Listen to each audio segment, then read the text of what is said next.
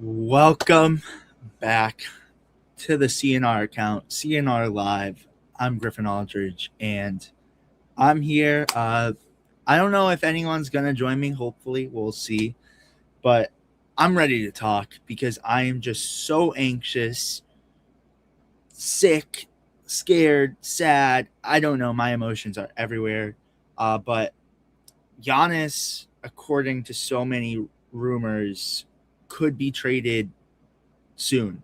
Um, and from my perspective, I think it's something's happening in like the next hour. I don't know why, but I'm gonna show you guys this really quick. Giannis just posted this, all right? And it says, God, I trusted you at the beginning and I will continue to trust you throughout. And posted this. Guys, I think Giannis is gonna be traded probably while I'm live. I don't know. But I'm freaking out, and that's why I want to talk about it. But first of all, um, in this segment, before I do a deep dive into that, because again, I do believe it's going to happen, I wanted to talk about Robert Williams really quick, and we'll get into this a little bit more throughout it. But I just saw some things, and this is my little speculation, and it ties in to the Giannis talk as well. But I have a weird feeling that either this means boom, he's going to Boston, or it means like Miami is the ultimate choice. Like if he's going to Miami, like it would make more sense because it's like why else would they, I don't know, put up a Robert Williams rumor? I have no clue. Maybe like to make it sound more hopeful that he is actually going to be traded. I don't know. But this is my speculation.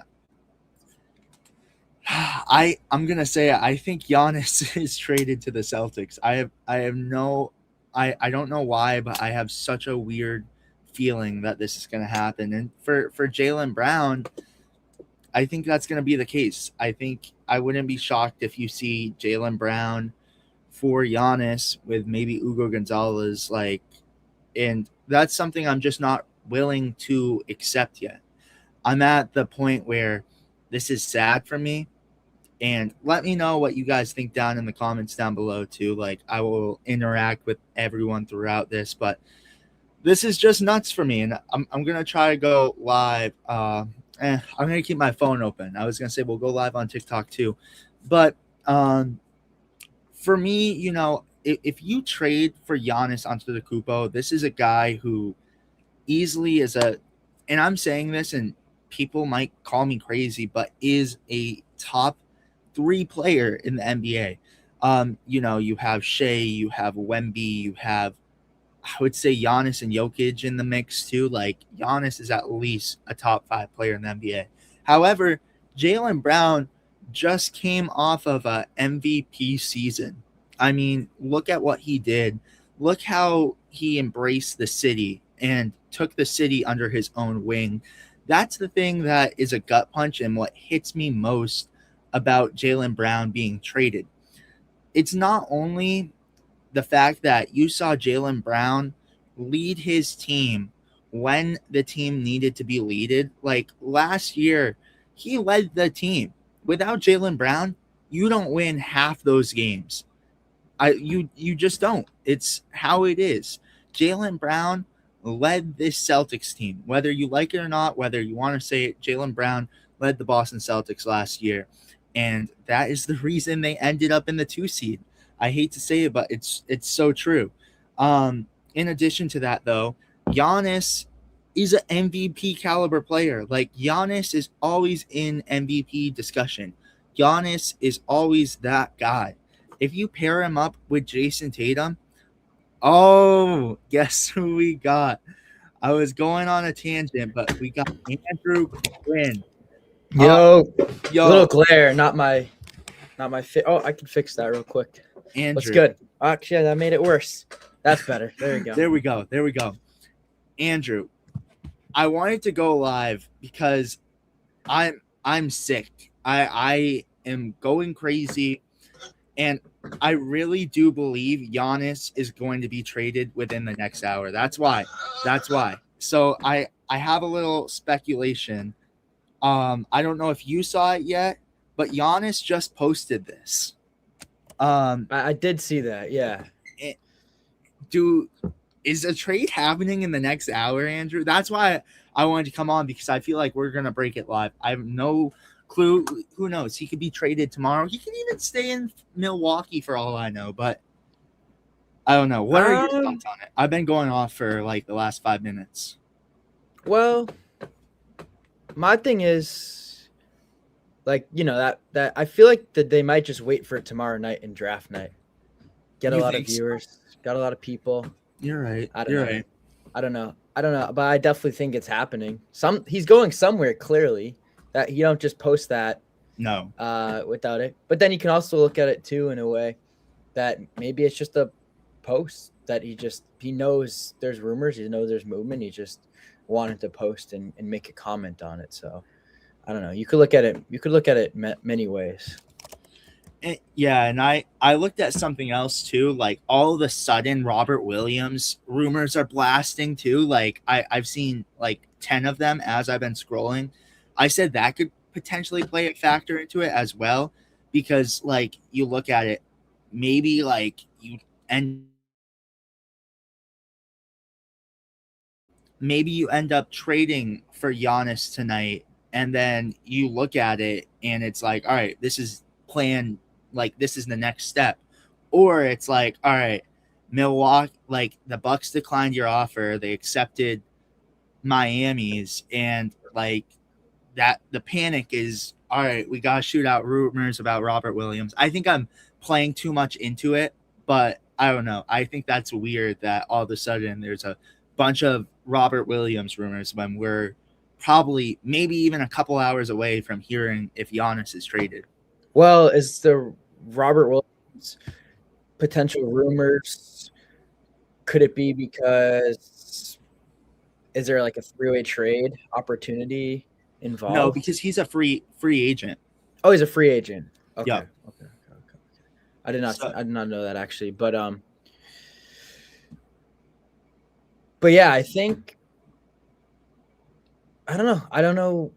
I think he's coming. I mean, I don't think there's like anything to avoid unless Miami has something that is worth offering to the Bucks. But Miami's been going at this for a long time, and it has not actually happened.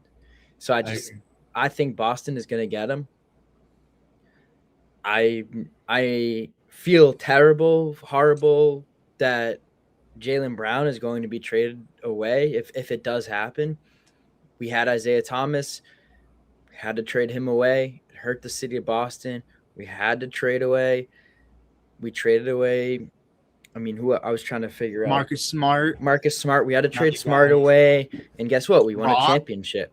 We had trade. I won't go as much to say Rob, but yeah, I don't think he was as much as a part of the team and the Celtics identity. He was a lot easier to move away from. But I just look at I just want to say this. The Celtics won that championship, and every year is different, so I'm not going to look at that game. I'm not going to. Why do I keep hearing Kawhi in the background? It's my ringtone. It's your ringtone? All right, I think I'm going to turn off the ringer because I'll see the notification. Yeah, you'll see. You'll see. But just watching this series, not watching that series, and to me, the Celtics had to win with a perfect storm in 2024. And I think a lot of the NBA teams have to win with a perfect storm. That's kind of how it always goes. The Knicks, I think, found the perfect team in the right time, crafted it all together. You got amazing pieces. Brunson takes that pay cut. You end up winning. To me, other than that season, the Celtics have not done what we wanted them to do. They haven't made it to they're not winning these games. They're slowing. Like, something's missing, in my opinion. There's something missing right now. I'm sorry. Jaylen Brown, Jason Tatum, they've been together for 10 years. They won one championship. Don't get me wrong. Like, that's impressive. That is a super, super important milestone that they reached together, and they were able to be crowned champions and hold up that Larry O'Brien trophy. But something feels stale. Something feels off. Something just does not feel like it's working right now. And I think we need a change. I think we need a change in momentum and all that. So as much as it pains me to say it, I don't mind Giannis coming to the Celtics. I know he's a little bit older. I know that he's a little more injury prone, but to be honest, just last season was really the injuries where it came into play. Also, he was on the Milwaukee Bucks where he didn't really want to play a whole lot anyways. So to me, that plays in a factor. Giannis is a generational talent, a Wemby stopper, a guy that's going to drive to the paint. He's going to put pressure on the rim a lot more than Brown does, because unfortunately Brown settles a lot. And I think he's going to make this offense more three-dimensional, more opened up, give us more looks, more options to go to. And he's also a winner. Like, I know Jaylen Brown's a winner as well. I know he does what he does, but to me, he's a leader, a winner. He's also a champion. He did it on his own, and he fits the mold of a Celtics player, in my opinion.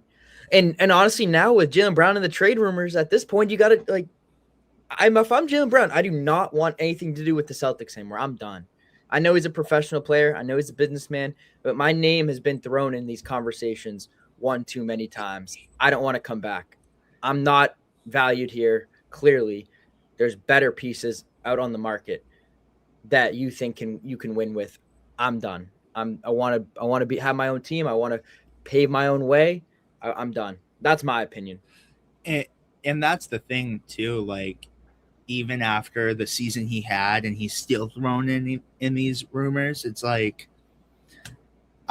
what else could he do to, like, not be thrown in rumors? Like, nothing, I guess. Well, I don't see it in that. Like, I don't see it in that way. Like, where we don't like what we have with him.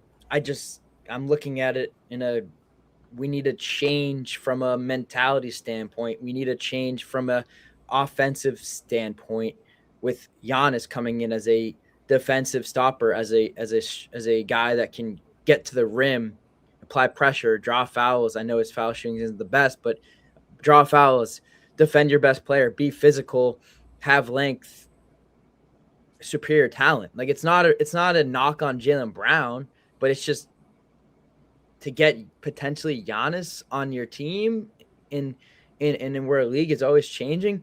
Like, you also have to switch up the formula. And Joe Mazzulla has not switched up the formula when you have Jason Tatum and Jaylen Brown. He hasn't done it. It's the same copy, carbon, every single year. We know what to expect.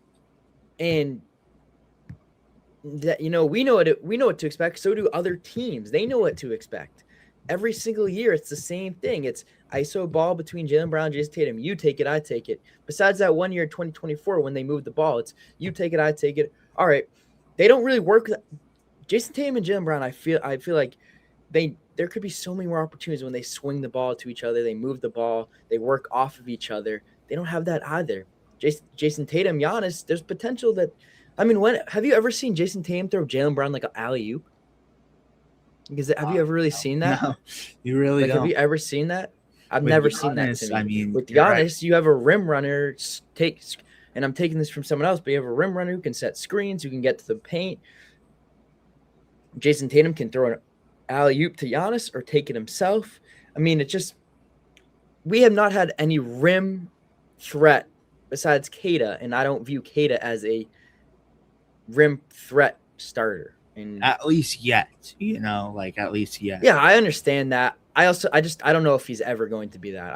I personally think he's a Luke Cornett off bench type of guy. Like, yeah, a little better than Cornett. Don't get me wrong, but yeah, this is my thing though, Andrew. Like, I agree with you 100%, and I think you trade Brown for Giannis. That's a big change you need, and especially it changes things up in a sense. I'm not gonna lie, I see us, like, if you keep Brown, you kind of follow the route that the 2008 Celtics did. You know, you win the championship, you keep trying to run back the same crew, and nothing really came of it, at least from my perspective. But like, there was never a big blockbuster where you trade Kevin Garnett for LeBron James or something. You get what I'm saying? Like, it's different. But I feel like this, and call me crazy, if they did try, like, say Giannis gets traded to Miami, like, because I want to ask you a question after, and it's going to be one that we'll have a fun conversation with. But, you know, he gets traded to Miami. I would, and we go into this in after this conversation as well. You add in a piece like a Rudy Gobert or something like that. I think there's still room for this team to compete. And because people are going to play this narrative too, that Jason Tatum did not play enough games last year. You add in a healthy Jason Tatum with a full off season with that core that you had last year, shit can change, you know? But I want to ask you this question though, Andrew. If you're the Bucks, like, all biases out, what offer looks more appealing? Because from right now, it looks like it's Khalil Ware, Jaime Jaquez, and Tyler Hero, and multiple lottery first round picks, right? I think that's where we're at with the Heat offer. And then for the Celtics, are we just going Jaylen Brown and a couple picks, like this year's first and probably like 2 other future picks or something? I don't think so. I think they want more than that. And Ugo? I've heard conversations, Ugo, maybe someone else in the similar vein. So, all right, what looks more attractive though? If you're, all right, all biases out, you're the Milwaukee GM, the Heat offer or the Celtics offer Jaylen Brown, Ugo, and multiple picks? That's not even a question. Celtics, Jaylen Brown. For me, dude, are you serious? No, listen. No way. Hear me out.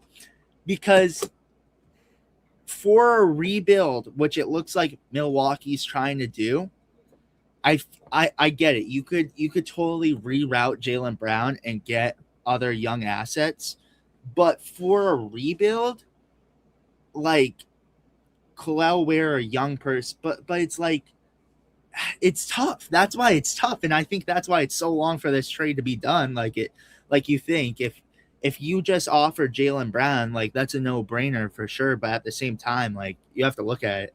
Milwaukee trades Giannis.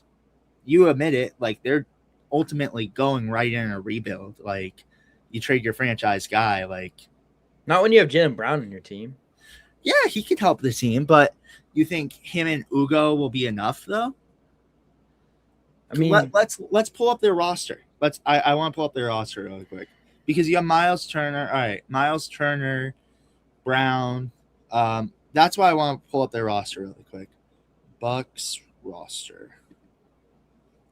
I feel like this will help us a little more because, all right, you got Kyle Kuzma. That's not a bad player. Ryan Rollins. Again, I think he's your second guy right now, right? Pretty much. That's what I've been seeing. Mm-hmm. Ryan Rollins.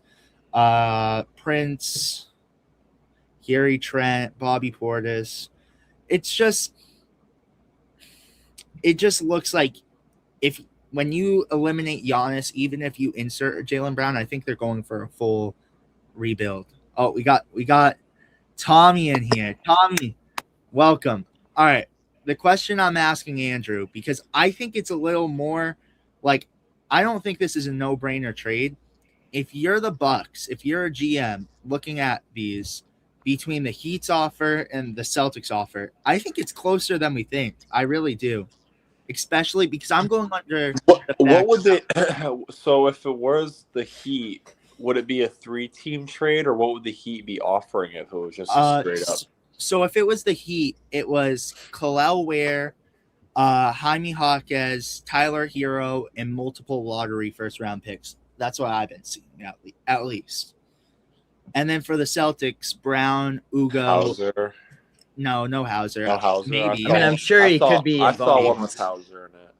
Well, because also the Bucks might be there might be I heard there's also rumors like 3-way trade somehow. Miles Turner or Kuzma is in the trade exemption we I get saw them. a three-way with Atlanta involved too. Oh, we got. And somehow Atlanta, I saw one scenario where how Atlanta could be landing JB, Giannis goes to the Celtics, and the Hawks get a bunch of picks along with like Miles Turner and somebody else from the Hawks as well.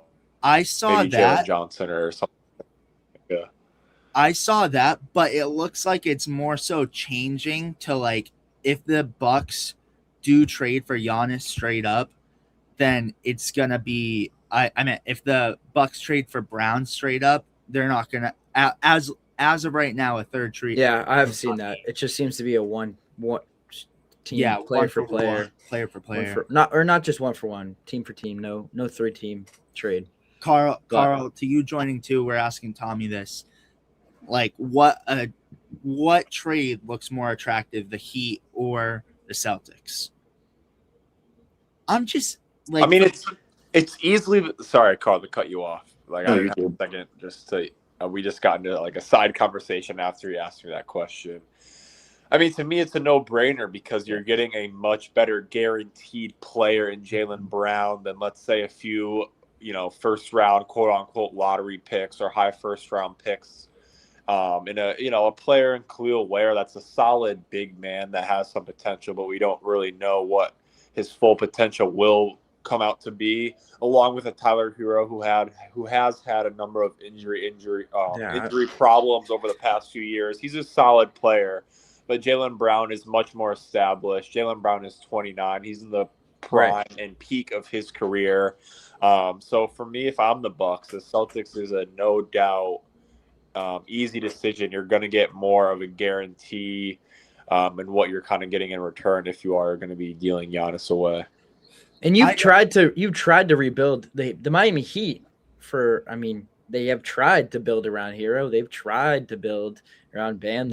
Obviously they're keeping Bam, but they were like, we're going to try to win with these guys. And Hero just is not cutting it over there. And I just don't think you want to get Hero and try to build around him. He's not a build around your team guy. Jaylen Brown is. He is a hub. He's that guy that you want to center your team around. He's 29. We've seen plenty of teams in the offseason, especially under luxury cap, find a way to rebuild within a year or two. You also have draft picks coming up in the draft. I think Bucks have 10. Like, there are plenty of ways to get people to surround Jaylen Brown and make this trade worthwhile for them. So I think it's just disrespectful to even say that for the Bucks and say, oh, you got to consider Khalil Ware and Hero. Like, you got to take Jaylen Brown and you got to take that option because you're not getting anyone better. Griffin is frozen. But I also send it to Carl. Carl, what do you think? Yeah, Carl, what do you think about that? Yeah, no, definitely. If I'm the Bucks, I would 100% go with getting Jaylen Brown. That's a guy, yeah, like you said, Andrew and Tommy, way more established. That's a guy that you can definitely lean on and trust. And you mainly look at the last 2 to 3 seasons specifically, when he's leading or helping the Boston Celtics to win the championship back in 2024 as the finals MVP. So you're getting one former finals MVP for another, this time into Jaylen Brown. And then, of course, this past season, Jaylen Brown proved that he can indeed be a number one option on a team without having to play second to Jason Tatum for the majority of that season, and could have won MVP that season with the way that he was playing. His averages are, increasing, especially on the offensive end. We already know that he's a great defensive player too. Easily the best two-way player in the league, at that point.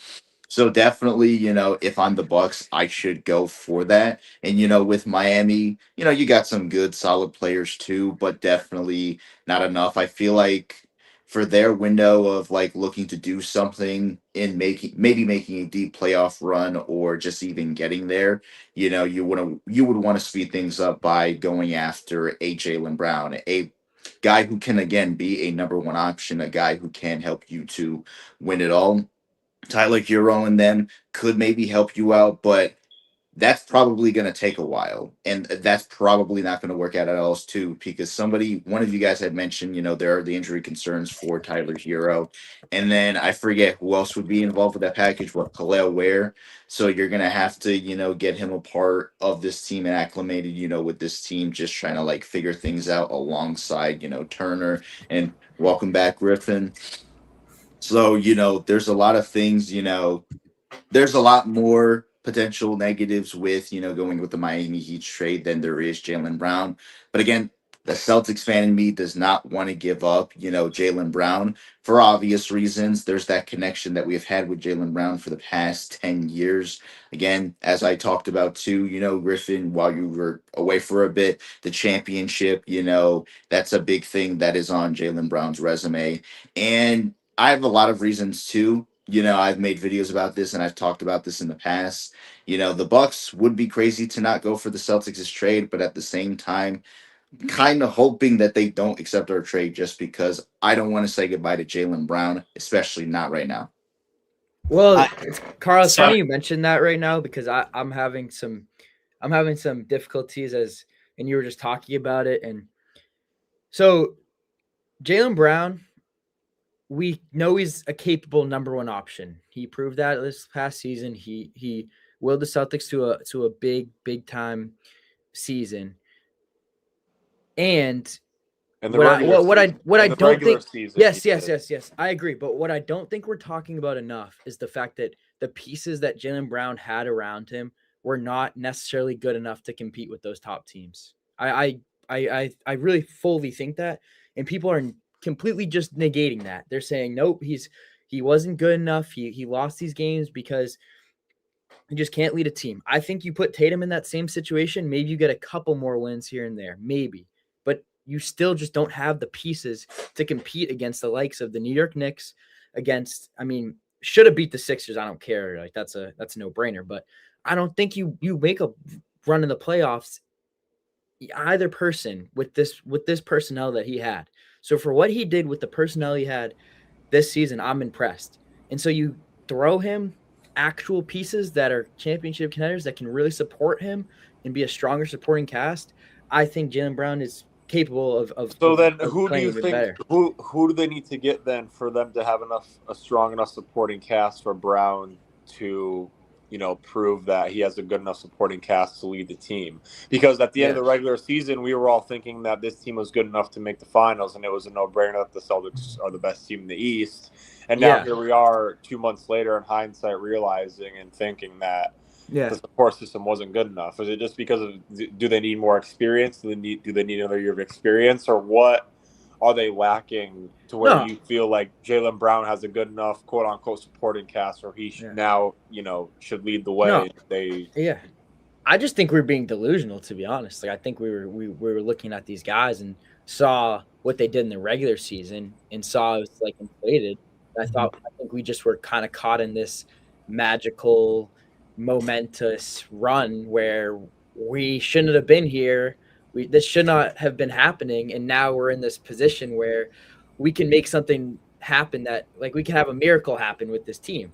I think that's kind of the wave we were on. I think, yes, I do think we should have beat the Sixers, but once we got to the Knicks, I don't know. I don't think that was in the cards of actually winning. But this team is just not good. It wasn't good enough. I 100% agree. And I'm happy that we're finally going to have like a debate here, because I feel the other way. I'm not saying that. I'm just under the impression that our team at the time, this was last year, whether we like it or not, that was a bridge year. That was the Celtics bridge year. Jason Tatum, it was. Jason Tatum was not healthy. And we were like, all right, you look at the roster before, none of us thought they were going to be the number 2 seed. None of us thought the Boston Celtics were going to be in the 2 seed in the situation that they were in. I did not. Obviously, when you get to playoffs, you don't think about the regular season and everything. But I still think that was such a good season for what you had. Obviously, Jason Tatum comes back and he performed at a way better level than I expected him to even perform at, returning from an Achilles tear just like that. like, and this is why maybe we could talk about this for a few minutes too. This is why I'm not like opposed to a Rudy Gobert type trade where it shakes things up a lot, but you don't trade Jaylen Brown or Jason Tatum. That's where I'm like, all right, that mixes it up. Yeah, but what's Gobert's contract? That's what I'm curious. Let me check. I think Walker Kessler is another guy that is Yeah. a similar play style to Gobert, as in rim protection and a lob threat. Mm-hmm. Obviously not as proven and isn't going to be as worth as much money. But he's kind of another guy that is similar to that similar play style. But also, it's like, how much of a different play style is that from what Neemias Queta is giving you? Okay, maybe a little more skill, a little more production from Walker Kessler than Neemias Queta. But if Neemias Queta continues to progress and improve on what he improved, like what he came to be at the end of last year, then I think it makes more sense to go after a guy that can stretch the floor and kind of play in a totally different play style than how Queta plays, just to give you different looks and lineups depending on who your opponents are. Yeah. I have his so he's making 36 so 2027-2028 season he'll be making 38 million. 2026-2027 season he'll making 36 million. But if you add your trade exception in there and add or like throw in say Derek White, Sam Hauser, that definitely matches up the contract. So like, but and then again, like before you guys joined too, Andrew and I were talking. I've been seeing a crap ton of things about Robert Williams. So yeah, but I would be fine with Robert Williams because he's way less money and a lot less. Than, like is the gap between Gobert and like those guys, like how much, like Tommy's saying, how much is that really going to push the needle and make that much of an impact? I mean, I know Gobert's talented. I know he's a rim protector. I know he's like multiple deep times he's won the Depoy award. So I'm not doubting that he's a elite big man, and he's been playing really well for the Timberwolves. But I don't know if Gobert's kind of. If I were to watch Gobert on the Celtics for 82 games in a single season, I would be like the biggest Gobert hater by the end of the year because he eats up so much space on the offensive end and has negative footwork for an NBA. And I'm not even like trying to trash Gobert. He's so valuable for a lot of teams, but he also hasn't. I mean, the Timberwolves had a solid team. They haven't really. I mean, they're good, but I don't know if he's a. Yeah. Can you see him being a winning big man, like a championship big man, like that brings you? I don't know. You gotta. I agree. I and Carl, you chime in after too, but I agree. I think there's a lot. All right, we'll see. Let's see if it breaks while we're live. That's what I'm ready for. But for me, I agree. I think if you give up Derek White for him as well, it's like. Then your guard depth kind of sucks. And then we're just in a on-running problem where at first it was big man depth, but then it's like, all right, your guard depth is shot. And then if you want Pritchard off the bench, you're going to have to start Ron Harper Jr. And I just don't think he is ready to start for the Celtics yet, at least in my book.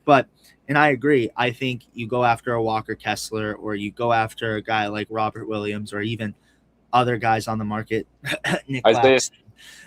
Isaiah Stewart. Isaiah Stewart was one I was thinking because in the playoffs they had actually ended up giving Paul Reed a lot of minutes in the playoffs. So I don't know, maybe if they think he could possibly have more potential than what Isaiah Stewart gives them. But Isaiah Stewart. He's a ball of energy, and he brings a little bit of a factor that I think the Celtics lack, and that can be. I'm 100% with. Get in a player's face if he thinks he needs to. He'll get ejected from a game if he, feels it's necessary. And I think that's something the Celtics do lack a little bit. So that's why this is why I also like Giannis, is because he's going to come in here and he's going to bring a level of intensity. I personally think that's different that the Celtics have not had in a long time. I believe that. I think Jaylen Brown, as much as I like him, I even think Jason Tatum, as much as I like him, I think there is a level of kind of calmness to him, or this kind of lack of intensity sometimes that I think a guy like Giannis is going to bring. And like there needs to be more urgency, in my opinion. There needs to be a little more fight, a little more physicality. Like I want the Celtics imposing their will when they step on the court. To me, Giannis has the potential to do that. He's proven that. That is one of the reasons why I'm not leaning towards Giannis, but if that happens, that's something I'm going to be ecstatic about from the trade. That I really think we need that. We need a switch up. Yeah. We're so stuck in 2024 Celtics won the championship. To me, that's just we're trying to recreate what we have had. And I don't know if we can do that again. Like you got to find pieces that are going to push this envelope and fresh blood that wants it. Carl, where are you on Rudy Gobert though? Sorry, I didn't mean to cut you off. I just want to swing the rock to Carl for a second. No, you're all right. You're all right. Rudy Gobert, that's kind of a weird one there. Not too big a fan of this because of, kind of like the whole salary situation. But mainly he is older. He's a bit older than Derek White, and he is a good defensive player, but long term, how is he going to really help us out? I feel like Derek White has a bit more miles on his body. And giving up Derek White would mean having to give up that guard depth, and we're really going to need that at this point in time, especially when we need potentially another guard. And, of course, mainly a big man to help us out. Giving up Derek White is not going to help us out for Rudy Gobert. Yes, Rudy Gobert, as Tommy talked about, is a multi-time Defensive Player of the Year award winner. But Derek White is coming off of being a part of the first, NBA defensive team. And before that, like 2 years ago, that 2024 season was on the second team as well, too. So very capable and very great as a defensive player. And I'm fine with keeping Derek White. I feel like he deserves another, chance to really come up as an NBA player again with the Boston Celtics. Mainly on the offensive end, he did come off of that season lackluster on that end, but still redeemed himself on the defensive end as he usually does. So I'm not willing to give up Derek White right now, especially for Rudy Gobert. And it's just kind of weird, too, because you do have those other options, potentially like a Robert Williams III, reunion, and or bringing in a Nick Claxton. There are a lot of other options that we can explore outside of going for Rudy Gobert and potentially, ruining, our chances of picking up more players, because of this, whole apron salary cap, situation that we have. So definitely I'm going to say no on the whole Rudy Gobert trade just because it's not working for us. He's a little bit older, and Derek White is still very much important to this team. Yeah, I have a question, actually, because it's off Gobert and Carl. I hear you, dude. Like, I think Derek White definitely, like, players have slumps. I know he's getting a little older, but, that is scary, though. Like, he's getting older. Was that a slump, or was that is he on his decline? Like, I don't know. But I do have a question because I know Giannis, this has been a discussion, and Brian Windhurst has mentioned this. A lot of guys, a lot of analysts, a lot of people within this NBA world are talking about this. Okay, say Giannis does not come to Boston, but now you have Jaylen Brown unhappy, upset about just not being valued for who he is. Me and Griffin were talking about this earlier. Do you think he still gets traded? And if so, where? And what are we trying to get out of it? Because I personally think, like I said earlier, if I'm Jaylen Brown, I'm over this. But he's also in the past has been in trade talks all the time, right? So it's kind of you're not gonna get a better trade than Giannis. You're not. Like, the only thing that is the downside of Giannis right now is his injuries over the past few seasons, and his age is a little bit older than Jaylen Brown. Other than that, you will not find a better trade offer for Jaylen Brown than Giannis Antetokounmpo. We saw Kevin Durant a few summers ago. Right when that color report come out, it made no sense. It was a terrible offer. I wanted no part of it. The age, Kevin Durant, great player, great scorer, not a winner. Period. We won't even go down that hole, but that can be safer. Kevin Durant is not a winner. He jumps from team to team, and they don't win. They have more issues than they do winning. So that was a whole nother scenario. This Giannis talk I'm torn about it because Giannis, when healthy, is a top 5 player in the league. Undoubtedly, there's no really real conversation that we have to go into about that. I think that's pretty agreed upon everyone that watches the NBA. It's just tough to deal away a player that has done so much for the city organization and someone that is really loved by all the fans. Mm-hmm. But if that is your question, Quinny, I really think that then you have to hope that the Bucks accept this trade and you get rid of him now. Because you obviously don't want, Jaylen Brown to be upset about, oh, well, I've been in trade rumors every summer for the past 4 seasons and this. And this feels like it's been escalated. Like this is the most we've ever had this discussion. Yeah. And I don't know, you heard him say it on his live. He's like, guys are going to turn me into a monster and all these things. And another thing that actually gets me a little concerned about it is you trade away Jaylen Brown, and does he ascend even more? Like, does he get better? Because this past season, he every single season, in my opinion, he has found a way to improve his game and maximize his potential. And now you trade him away to the Milwaukee Bucks, and he starts playing amazing. And then you have a guy like Giannis, who a little bit older, and to me, Giannis's game has kind of stayed a little more like we know what we're going to get from him. Jaylen Brown feels like we're getting even more every single day, every single minute. He seems to be improving. He seems to be absorbing information. Also, Jaylen Brown, as he gets older, to me, his game could translate actually a little more, and it could age better, opposed to a Giannis whose game is super dependent on the athleticism, getting to the rim, and as he gets older, maybe like a Blake Griffin who found a way to actually switch his game up. But I don't know. Jaylen Brown to me might have more potential to still reach, and that's something I'm afraid we might be throwing away. That's what scares me the most, and then I'll let David and Carl go. But that's what scares me the most, Andrew, is I think if you don't trade Jaylen Brown this offseason, I think he's going to even get even better. I think that him saying that, like, you guys are going to turn me into a monster, that's like, all right, like, he might go out and have an MVP season next year and be like, all right, you guys, see, like, you guys wanted to throw me into trade rumors. This is what I could do. I think last offseason, you heard the narrative too of Jaylen Brown, like, obviously definitely not as heavy as this year whatsoever. But last year, you even when he was out in the community and stuff, you heard a little bit of the Giannis for Brown talk mixed in there. And then you also heard, I'm sure we heard Kevin Durant talk about Brown last season at some point too. And look at the season he had after that. You have another season like that, and Jaylen Brown legitimately might turn into a monster and might win MVP. So I think if you don't trade Brown to the Bucks, I don't think he gets traded at all, because I don't see another package that looks appealing to me, at least not at any point in time right now. Like, obviously they'll probably come out with the rumors. If the Celtics don't trade for Giannis, there's going to be rumors. Look at this one, look at that one. But if you don't trade him for Giannis, I don't think you do any of it. But David, you and Carl, go ahead. What are your guys' thoughts?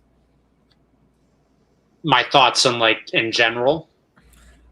Well, yeah, you give your thoughts in general too. You're joining right now. Do you think he's going to the Celtics in the next probably like hour? Because I mean, we saw the post and everything, and for you also, do you see the Celtics trading Brown if they do not trade him for Giannis?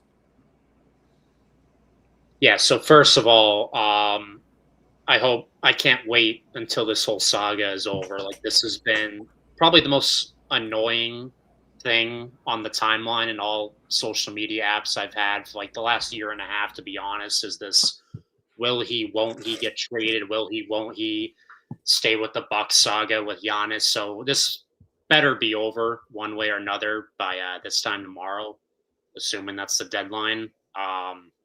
So I'm looking forward to that, whether he comes to the Celtics or not. I do think if I gotta pick a side of the fence, I think this is happening. I don't know if it's happening within the next hour or so, but I think sometime before the draft tomorrow it is happening. And it's not, no homerism aside. I mean, maybe this is homerism, but Adam Himmelsbach, who's like one of the renowned reporters for the Celtics, he's a Celtics reporter for the Globe. He is like basically known as kind of like the mouthpiece for the Celtics, and any trades that are about to go down usually get fizzled through him before they become public. I mean, the most famous one was the Drew Holiday one, which, I mean, granted, that one was a little bit tricky because I think we had a feeling that was going down regardless, but he was the one who was on top of it a day before that we were trading for Drew Holiday. And then the very next day it happened. He was the first one to report that. He's been radio silent the whole time that the Giannis Celtics rumors have started to take a little bit more steam. And he just came out today and he had a tweet saying that he could confirm the Celtics were in the mix. He doesn't know what's being offered. He doesn't know how far apart the teams are on, but he can confirm the Celtics are in the mix. Basically, very similar language to the tweet he used the day before we acquired Drew Holiday.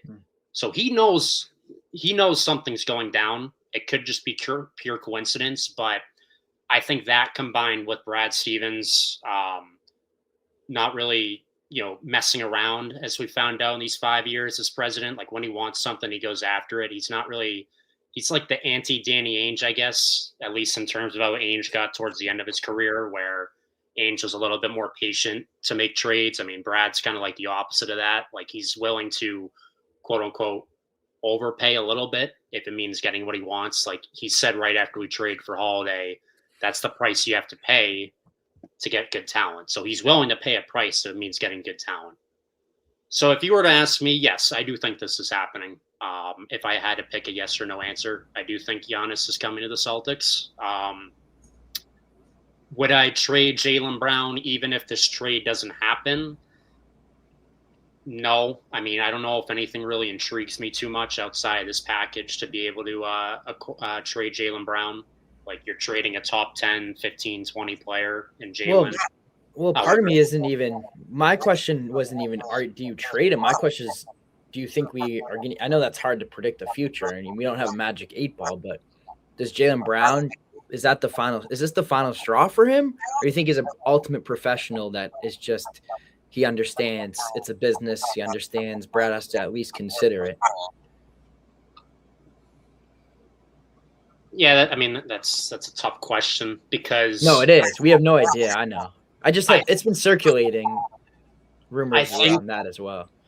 My best answer with that is that I think he understands the business side of it, but I think human nature, of course, no one really he would definitely be. I feel like he definitely feels some sort of way if he's getting thrown these rumors, especially after the season he just had, that he may just decide, all right, I think I heard you guys talking about this when I was listening on my way home. Like, is it time for me to pave my own way? Like, let's explore this a little more rather than just a 1-year experiment. But I don't know if he's in the business of trying to, improve his legacy through trying to show what he can still do as a true number one option on the team. Does he see another team where he can go right there and, be in championship contention like he can year in and year out with Jason Tatum by his side? Because I think if he stays here at a minimum, as long as we have the two J's on the team, we're a championship contender. Again, I'm a homer, but I think that's a pretty level-headed take. Like, that's not the case, I don't know, 5 years ago maybe, but now Jaylen Brown and Tatum are at a point in their career where I think if you have those two together, yeah, no matter who's beside them, I think you always have to respect them as contenders. So, yeah, I mean, we'll see. It's interesting because the last time Jaylen thought about requesting a trade was in 2019. So he's 23 years old, coming off a frustrating season where he felt like he wasn't utilized well. That was the Kyrie Irving, Hayward, Horford, Brown, Tatum, Rozier, Morris team that probably should have won it all, to be honest, but Brad didn't utilize Jaylen. He was in and out of the starting lineup, played on the bench a lot. He could never get in a rhythm that season, and Jaylen was getting ready to request a trade that summer, and he didn't because Tracy McGrady talked him down a ledge. There's a 23-year-old Brown frustrated with optics within the organization, a 30-year-old Brown frustrated not with it's optics inside the organization, but he's not frustrated about his playing time or anything. He's just frustrated about being involved in trade rumors, and it's not even a certainty. So I don't know. That's a good question, but this is the only.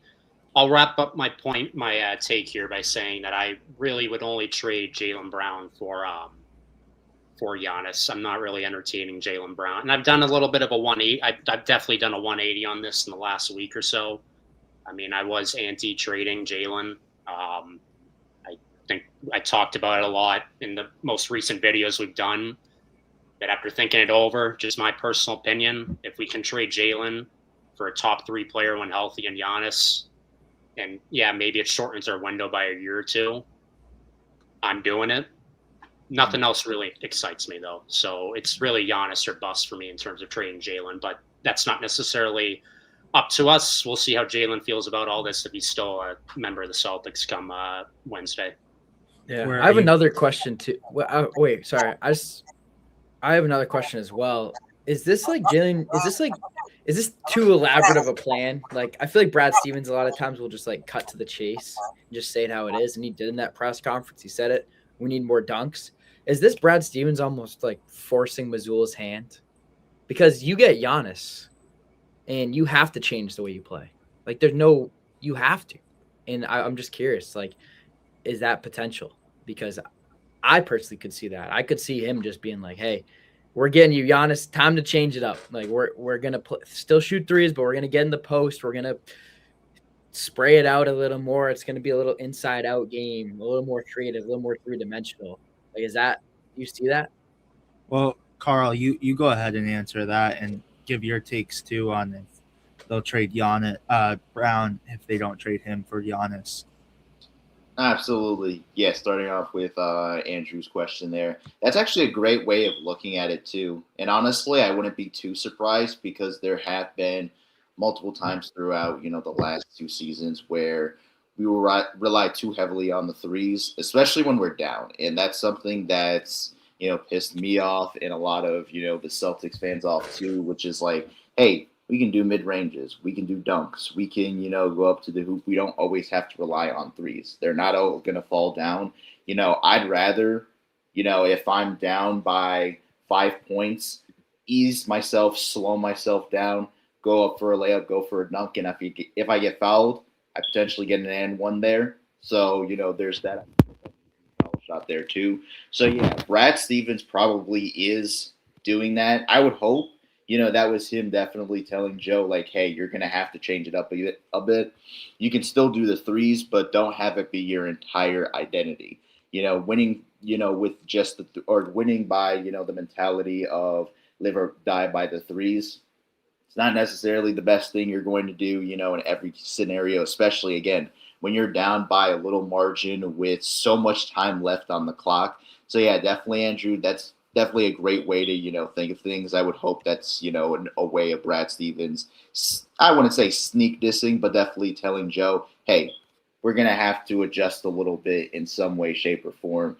Dunks also, too, I feel like help with, boosting confidence as well and or just boosting, the team overall.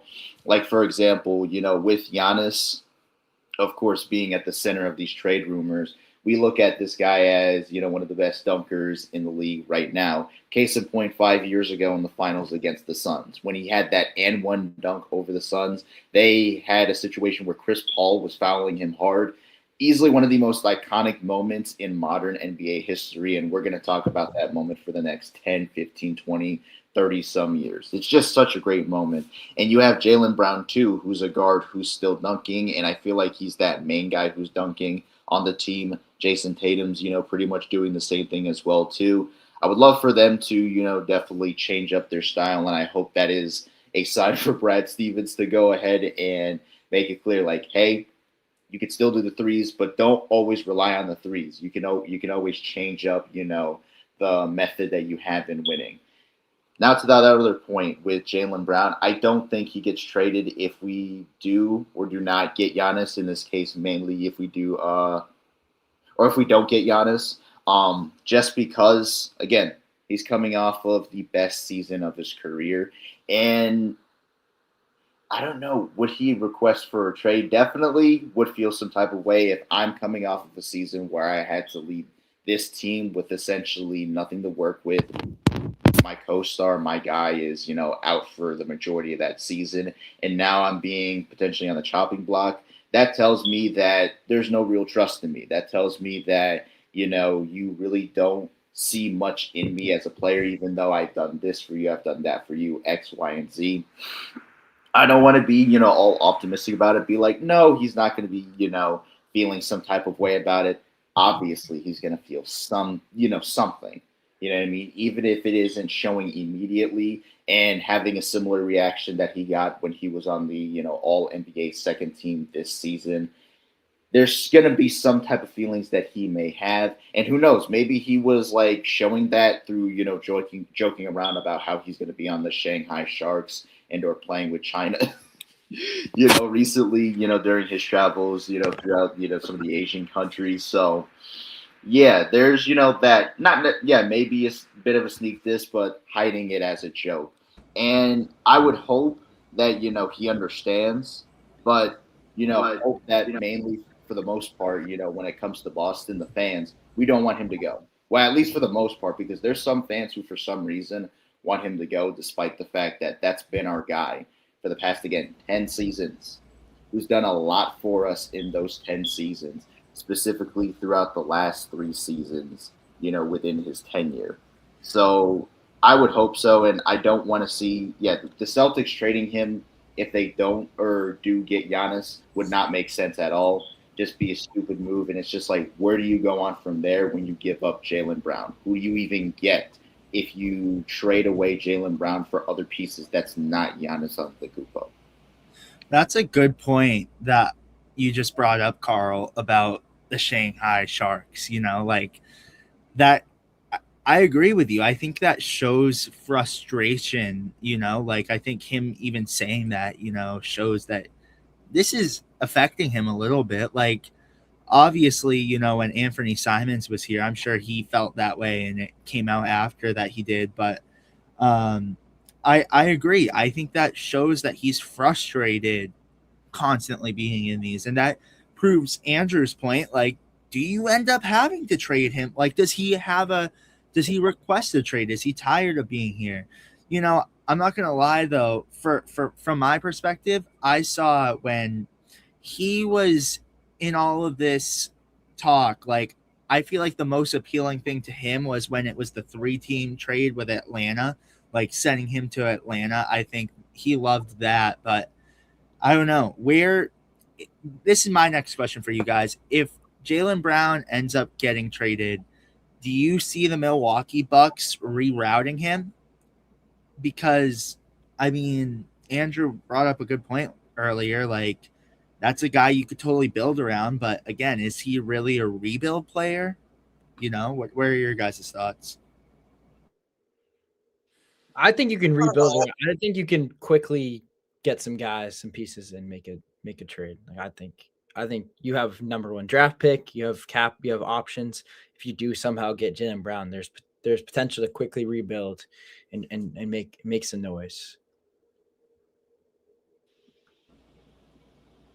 I think that they would end up rerouting him. I don't. Again, mostly just Celtics knowledge in terms of my NBA knowledge. So with the Bucks, I mean, if you're trading one of the best players in the NBA, it's a full tear down. I mean, usually if you're tearing everything down, it's going to be at least a multi-year rebuild. And Jaylen Brown's entering his age 30 season. To your point, though, Andrew, if there are people that are willing to play with Jaylen Brown, or if they are able to swindle or swing some moves, maybe that rebuild window tightens or shortens, and maybe it's just like a year or two switch. But at a minimum, I think it's going to be at least 3 years for the Bucks to potentially. We don't know what they're going to get in a package, but it could potentially be at least 3 to 5 years for them to get back into contention. Is Jaylen Brown? I have all the faith in Jaylen Brown that he can play at a high level for at least another 5 years wherever he is. But is Jaylen Brown going to be an attractive piece for rebuild at age 33 when the team's back into contention potentially? I don't know. So I could see the Bucks just flipping him, honestly, if they get him for more picks from another team and then just really, really hitting the reset button and doing a true youth movement. Honestly, I don't really see it, just because you do again have, that situation of trading one former Finals MVP for another in Jaylen Brown. It's like, yeah, you could definitely get some great pieces out of that, but just for me, if I'm, the Milwaukee Bucks, I wouldn't be the type of, team to give up Jaylen Brown immediately. I would give it about a couple of seasons to see how that works out. Definitely get the pieces around him as quickly as possible so that he can potentially compete, and hopefully see, what goes on from there. But for immediately flipping him, it's not in the cards for me. Yeah, for me, I kind of look at it. I think they would flip him.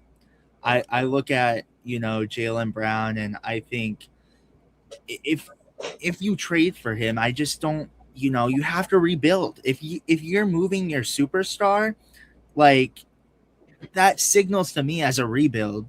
And it's like, you see all these teams that are heavily interested in Jaylen Brown rather than Giannis. Like, you have two heavy hitters for Giannis, but really no one else is willing to give up a bunch of people for Giannis. But when Jaylen Brown was made available for like a third team destination, you saw all of these teams opening up. So I don't know. I feel like Jaylen Brown is more of a tradable player than Giannis. Because again, Andrew, I think you alluded to this earlier, where they don't want to pull a Mavericks and trade Luka for people they ended up flipping anyways. I think, the Milwaukee Bucks, in my sense at least, are a little bit smarter, and they want to haul for Giannis, so. And I think for Jaylen Brown, I hate to say it, I think we obviously say we wouldn't accept a lot for him, but I think for other teams, like, you could give up a little less for Jaylen Brown and be willing to trade for Jaylen Brown, because Jaylen Brown, you implement him into a team and he automatically becomes a factor. So I do see them kind of moving on from Jaylen Brown if he does end up getting traded there. But yeah, do you guys have anything else before we go into either other rumors or draft talk? I'm scared. I gotta say this, like, from a Celtics fan, like, this is big. When you traded Marcus Smart and Robert Williams, like, for me, that was big because, you're getting rid of a core team that you had together for a while. Marcus Smart, been on the team forever. Robert Williams, you drafted him. He becomes big on this team. For me, I just look at this and it's like, wow, like, Jaylen Brown, this is a big piece of your team and you might be trading him. So for me, this is like scary in a sense, because Andrew, you said it too, like, this might really work out for you, where it's like, all right, Giannis comes in, Celtics win a championship next year. Or it's like, all right, the injuries that showed up for Giannis last year now are, part of his game, and Jaylen Brown is thriving and doing great. I think that scares me, and that was part of what you said, Andrew. Mm-hmm. Yeah, no, I agree. I mean, yeah, I when it comes down to it, it's really you're leaving a little bit up to chance. I mean, we really don't know how it's going to pan out. Like I said, I'm just concerned. Like, Jaylen Brown always seems to improve. He always seems to find a way to find an edge, to find a little something else that makes him a better player and a better option for the Celtics to go to. That's my concern. But I also am looking at Giannis, and I'm kind of thinking about everything that could potentially happen with the addition of Giannis, and it definitely gets me fired up. Yeah. What do you guys have, though? Before I go, should we all say our names for Max? We got someone in the comments that's wondering we should put our names. Oh, yeah. All right. I have to say, all right, I will give like another shout out, because this is the most views I think we've ever had at live. So I'm Griffin Aldrich. Alongside me, we got Andrew Quinn. Want to give a quick wave really quick? We have David Caires down below as well. Carl McDonald as well in there. Everyone subscribe. We talk a lot of Celtics, and we just love talking Celtics. And we're actually starting up the fan series once again. So if you guys want to come on our podcast, we've done 100 episodes. We'd love for you guys to be aboard and come talk on the podcast. So subscribe, and if you have Instagram, if not, just leave a comment down below. But go over to our Instagram and tell us that you want to be a part of our fan series, and you guys come on the podcast and talk hoops with us. But everyone subscribe. Thank you for watching, and we're gonna keep giving you some Giannis talk. But drop Max, let us hear. Go on Instagram, DM us, and that's he doesn't have IG. All right, so go to episode 100 of our podcast and leave a comment down below, and then we'll get in touch with you. Yeah, but appreciate you too. Yeah, that'd be great. I think, especially right now, it's nice to have Celtics fans on and kind of say how they're feeling about the landscape of just everything, because I think it's important for Brad. I think it's important for all these guys. I know it's sometimes hard that, like, there's no way they're listening, no way.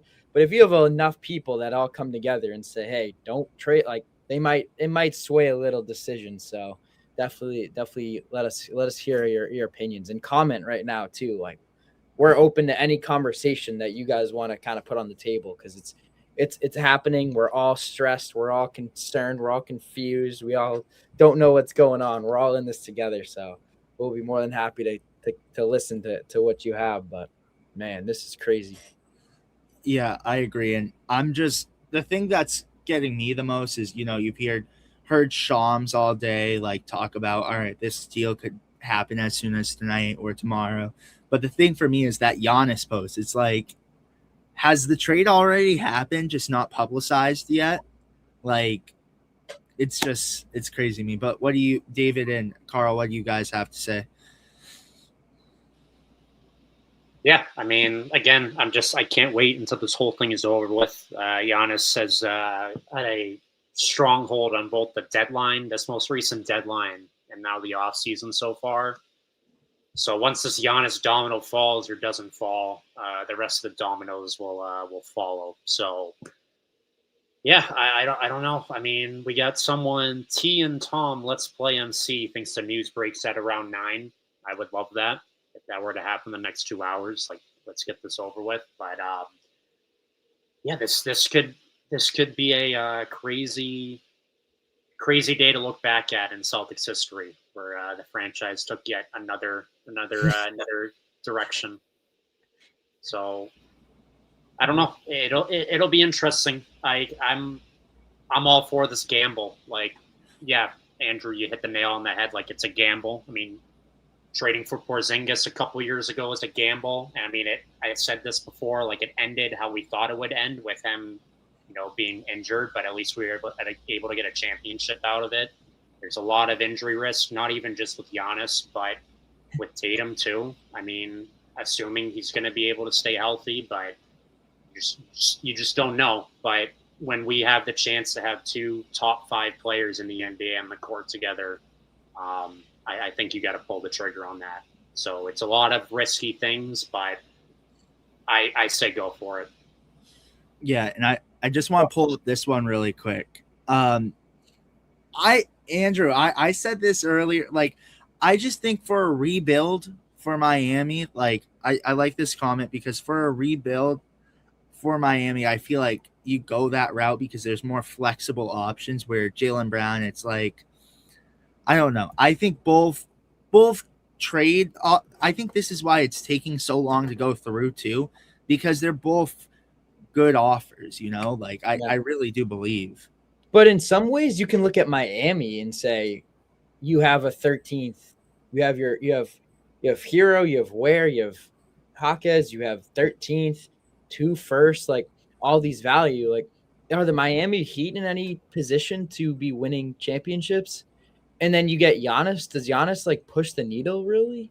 Like, is he, like, I don't know. Like, I don't, like, if you give away these guys, all your depth. you take out all your depth, and now you have Bam and Giannis playing together that both are inside threats that can't really can't really stretch the floor. Like, to me, that's a question of, is it even worth it for Miami? I don't know if it is either. Yeah. What do you have though, Carl? All this talk about, this trade happening definitely brings me back to a couple of years ago. Funny enough, these three teams were all involved in that, getting Damian Lillard and ultimately the Bucks achieving Damian Lillard. So you got a big player that these three teams are going after, oh, he's going to actually go to this team or he's going to go to that team. It was widely speculated that he was going to go play with the Miami Heat. But then you find him now paired up with Giannis on the, Milwaukee Bucks. And, all this kerfuffle happening and leading to another Bucks player, being moved around and eventually finding himself on the Boston Celtics, being Drew Holiday. He helps the Celtics win a championship, and that's currently the speculation for Giannis. If he goes over to Boston, will he have that same exact effect? And it's, again, funny how it's these three teams, too, because they're very, now getting the recognition for having one of the greatest feuds in NBA history from about 2019 to 2024, the three-way feud between, these three teams, how they went up against each other in conference finals battles, first-round battles, second-round battles, and they would find themselves at one point in time in the NBA Finals. Of course, two of those teams going on to win it all, and just having all three, having some very memorable runs here. So it's crazy to see how we're in a situation where all three of these teams are again, connected, not just, on the court, but off the court too, with, potentially the biggest acquisition since, the Luka Doncic trade that took place in 2025. Just crazy to think about. And, as, you guys talked about and alluded to before too, definitely very similar to that situation as well. Trading in a big man who does have injury concerns, but who could also be productive for, a guard who has been to the 2024 finals, going from one team to another. So, yeah, definitely it's crazy how, those coincidences are taking place in that way and so soon, too. You know what I mean? Because, imagine what it's going to look like in the next 5 years if potentially more of these trades are taking place and who else is going to be involved. Will the Celtics, Miami Heat, and Bucks be at the center of that once again? Just, food for thought there. Just, crazy to think about. And I'm hoping, again, going to keep saying this, Giannis does not come over to the Celtics. I've listed those reasons. If Jaylen Brown has to go, I'm going to be in tears. I'm going to admit that. I'm going to be in tears. I'm going to actually, I wouldn't say, oh, crash out, be angry. I'll understand why the Celtics did it, but I can't say goodbye like that. Yeah. I can't say goodbye like that. That's a guy who has to retire with us. Yeah, it sucks. Griffin, do you mind pulling up the basketball guru's quote about the Heat's lineup? Because that's an interesting little, it's interesting to talk about, and it doesn't look as bad as I was. Yeah, I agree. No, I agree. It would be Davion Mitchell, Powell, Wiggins, Giannis, and Bam. You have shooters in there, so Norman Powell in there, because Norman Powell last year had the best season of his career. Would you say, arguably, he was an all-star last year? Yeah, I agree, but it's depth-wise, though. What else would they have? Mm-hmm. It's the lineup doesn't look bad. Giannis is your superstar in there. Giannis, you automatically implement him in there. That's your superstar. And I will say, you add Giannis to the mix and you trade them, that automatically makes you a contender for sure. And if you can grab a couple of different guys, within the East, you're a team that teams most likely don't want to see. You'll play them, obviously, but you're not going into especially Miami Heat with, I forget who said this, with keynote wise, like you said, the way they play, they always find a way, especially with Spo at the helm. They always find a way to win games, and you give them that little firepower with Giannis. You get Giannis down in Miami with the weather and all that good stuff. He gets him feeling right. I don't know. It could change some things, and this team could be in conversation winning. Let's just say it's better than what you had in Milwaukee. Yeah, it's better than what you had in Milwaukee. It is. I mean, you look at that right now. I mean, who were we talking about earlier? It's Ryan Rollins, your number 2 option. Kyle Kuzma. It's like I heard Kyle Kuzma in like some trade exemption potential for the Celtics, and I said, no way in hell. No, thank you. I don't want Kuzma, man. yeah. If He's not a Celtics player. He's not a winner. If Miles Turner were added into the trade, I'm it's tough because what he did last year and the contract. But I'm still looking at it and I'm like, all right, that's more acceptable than, adding in Kyle Kuzma. Where are you guys along that though? I'm all for Kyle Kuzma. Really? I mean, it's an expiring contract. Someone we can start at the 4, a true power forward. That's fair.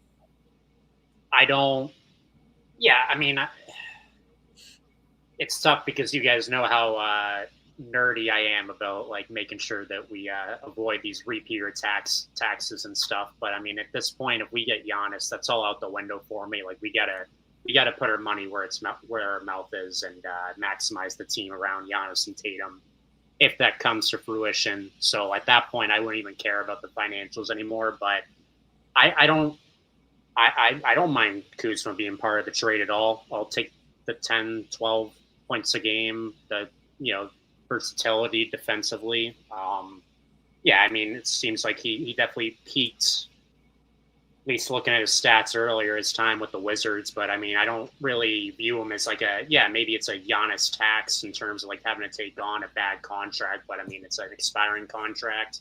If we wanted to try and avoid the luxury tax again, maybe we could flip them for like some picks. But I will never turn down scoring. Like I have no doubt that he can get 10 to 12 points a game. Woj doesn't cover the NBA anymore. Nice try, Max. Wait, Giannis to St. Bonaventure? David, you just brought up a good fact, and I want to ask you guys this quick question. If Giannis does get traded to Boston, do the Celtics not care about the luxury tax anymore? Do you guys think? Like, I think do you think like they give up their trade? Like, I feel like if you trade for Giannis, you gotta give up you gotta trade your trade exception. What was that, David? So if we trade for Giannis and Kuzma, I think because we're taking in more salary than we're giving up potentially by a significant amount, we will be hard capped at like the first apron. So we couldn't spend more than $209 million. So really, there's no penalty other than just the repeater tax for being a luxury tax. So every dollar we're over $201 million, we owe $3.50. But we would just be hard capped at our payroll cannot be more than $209 million. Okay. And that's the other thing too with this Jalen trade is that trading Jalen for Giannis and say that we include Ugo as well. Like let's just say Kuzma's not part of it. We're actually gaining $1 million in salary back because like we're trading $57 million and then like Ugo's like whatever $3 million and then we're taking back Giannis and his $58 million. So actually, again, I've been saying this, but this is a way for the Celtics to still make a huge personnel change, acquire a top 3 player in the NBA when healthy, and still have flexibility to add on to the core around them. Yeah. What do you think? It makes a lot of sense too. Sorry, my bad, David. You better not. He's trolling. Griffin's got ESPN pulled up right now. Sorry. I do. For Kuzma, I don't know. I never really, considered too much with that. But with David's point, going ahead and getting some more scoring options definitely could help. I would love to potentially explore Ryan Rollins, though. Potential guard depth. And he was really good, during the regular season, especially when Giannis was out. I feel like you can put him in the starting lineup. That works out. Peyton Pritchard can, come off the bench there. Depends on who you give up there. And not sure, what his contract is unless, the Celtics don't care anymore. he's still young, still could be, a valuable piece on a team looking to win another championship, hopefully sometime soon. Definitely would want to look more into, Rollins at this point in time, considering, he had a pretty good season last season with the Bucks. So, David, you mentioned it. They didn't. Are they going to go into the luxury tax now? And to me, it's like, okay, so you don't go into luxury tax, but you didn't decide to go into luxury tax with Brown and potentially this roster that we had, but you got to get Vucevic instead. Like why? I feel like if I'm Jaylen Brown too, I'm also frustrated. Oh, you think go into the luxury tax with Giannis, but you don't want to go Brown because the penalties would have been so severe had we not done both aprons. Yes, it would have been frozen draft picks in the future. Like it would have been like even worse. For lack of a better term, HE double hockey stick had we not reset this year. Forgive me, chat. But yeah, also another concern I'm raising, and I don't want to be cynical, and I think I mentioned it on a podcast. And it was with PJ Hoops, and he was like, "Dude, you got to calm down. You're okay." We have not seen Bill Chisholm has not been in this position yet in his short tenure so far with the Celtics. I am a little concerned, and I think it was a concern when he came on. Does he have the backing from investors? Does he have the people behind him where he'll actually be able to spend the money? I don't know. That's just a question I'm putting out there, and no one has the answers. Yeah. I'm just saying that's a real concern. I think personally. I think he shows great love for the Celtics. He's passionate. He wants to win basketball games. You can tell that on the court, but when you got investors behind you and you got people telling you not to spend this money, to not spend this money, it becomes a lot less about winning and more about how am I going to meet my bottom line. And that's something I'm concerned about right now with the Celtics. And that's just that's just putting it out in the air because really there's nothing to answer with that. Yeah. And this is what I want to pull up really quick to answer your question. Do you think they will get rid of Ugo and a first round pick? I do believe, at first, and I think we were talking about this a lot. If you do trade for Giannis, you're hoping it could just be a JB Giannis player for player swap. But now it looks like, and given the Miami Heat, we went into it, they are giving up quite a bit as well. I think you do have to add in a Ugo Gonzalez and a pick, because ultimately, if you do it, I really do think Milwaukee's going for a rebuild. So you guys could tag along with that, though. That's so much to ask for. I know that for me, I don't know. Could you see them trying to get Ugo and someone else? Shout out Ron Harper Jr. fan page. He sent us a DM earlier and was saying, do you think Ron could be in it? I mean, it'd scare me, but depends on how bad the Celtics really want him. And right now it seems like they want him pretty bad. If you're willing to give up one of your two superstars on the team, to me, that seems like they really want Giannis, Just like Jaylen Brown and Giannis are both, in my opinion, I know Giannis is better. I know he's in theory he's a better player and has a little more, but to me they're closer than that package would make them, in my opinion. I think you're trading away too much. Jaylen Brown is a valuable player, and I think you'd be lucky enough to get him in return for Giannis. Let's not forget Giannis is kind of unhappy at this moment with the Milwaukee Bucks. So the Bucks are just lucky to get someone in return as good as Jaylen Brown would be. That's how I see it. I agree. I think I saw a video about it earlier too, and you guys can chime along as well. But it's so true. You get so many young assets like Kel'el Ware. I'm a big fan of Kel'el Ware, and I think he has such potential. And I look at that and I'm like, all right, Kel'el Ware is a good player. And, Tyler Hero, he might be a movable piece. Jaime Hawk is still young as well. But it's like Jaylen Brown is a win now player. He's a superstar. And I said it earlier in this show too. He's a guy that multiple teams have expressed interest in. and say you are going for a rebuild, you can reroute him and get even more young assets, So for me, it's like a win-win situation, whatever route you go, because it just looks like the Giannis days are just up in Milwaukee. Yeah. I know, I'm just like, just make it straight away. It's like, what else do we have to talk about, It's like, dude. Yeah.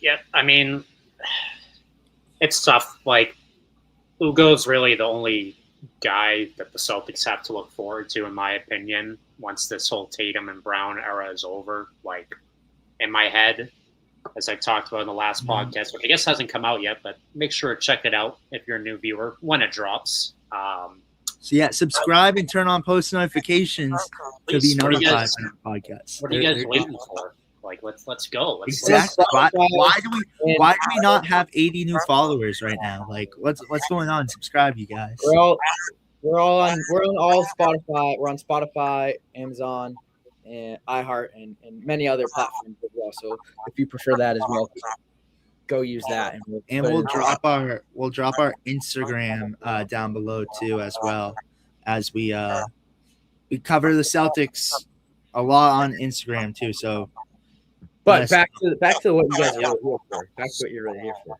So, Ugo's the really, like, come 2030, when I think that this era is going to end and we're really going to have to pursue rebuilding or retooling for the next era of Celtics basketball, Ugo's the only guy we have on the team right now that can be a youngster that's showing potential to lead the future. He'll be 24 then. I mean, you've seen things here and there from Jordan Walsh, but I mean, it's a question mark. Appreciate that. Appreciate you. Appreciate you a lot. Respect. So, but on the other hand, if it's just Ugo keeping us from getting Giannis, a top 3 player and a potentially top 20 player of all time, easily future Hall of Famer, I say yes. Is it a painful package to give up? Absolutely. Is it going to sting if Ugo turns into what we think he can turn into, and what definitely Brad Stevens can think he can turn into? 100%. But if that's what we have to do is adding Ugo to get Giannis today, I'm willing to bite the bullet. For me, we gotta be careful with these draft picks, how much we give up. That's my only hesitation, honestly, is we really need draft picks desperately for the future. Like, we don't have another second round draft pick until 2030 or 2031 after this draft. And second round draft picks are becoming ever more valuable in the NBA. We will continue to have first round picks, but how many are going to be gutted in this potential Giannis trade? And if we're getting rid of Ugo as well, on top of future first round picks, we're really, really, really selling out in this 4-year window and then setting ourselves up for a long rebuild in the 2030s, in my opinion. So potentially. No. So, those are just things to think about. That's in the back of my head. Yeah, you're right. You can't give up too many like you said, you just can't give up too many draft picks. And Jaylen Brown is a valuable player. He's a valuable player. And right now, in my opinion, him and Giannis are a lot closer than what we believe. And I just think the Celtics are just in a position. Is Giannis going to push the needle a little more than Jaylen Brown? Or is Giannis going to bring something different than what Jaylen Brown has delivered us? I think that's more of the conversation, less of a who is exactly better for the situation. That's kind of how I'm seeing it. But man, this sucks. I'm sorry. This sucks. I'm being transparent. I'm becoming speechless with this whole situation, because there's so many things you can cover, but it's just, in the comments, let us know, please. Yeah. Where are you, Carl, on it? We're like with the Ugo Gonzalez and everything, like. It's going to be a no for me, brother.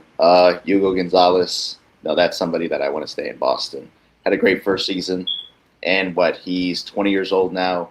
He is part of what is supposed to be a very special future for the Boston Celtics. I would hope so, that he's still here with us, when he does hit 24, and he's a part of that, potential rebuild and or situation where we still have an older versions of Jason Tatum and Jaylen Brown still, anchoring and carrying this team as best as possible with some great pieces still around them, like Peyton Pritchard and like Hugo Gonzalez as well, too. I feel like we only got a snippet of the potential that Hugo Gonzalez has, as a player within the NBA. And I feel like he can grow even more from what was a great rookie season for him. So, yeah, no way that the Celtics should even consider, putting him in that package.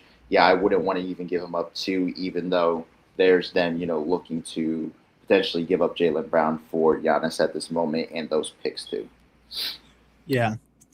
Well, we dove right into it. If you have any more Giannis, yes, David.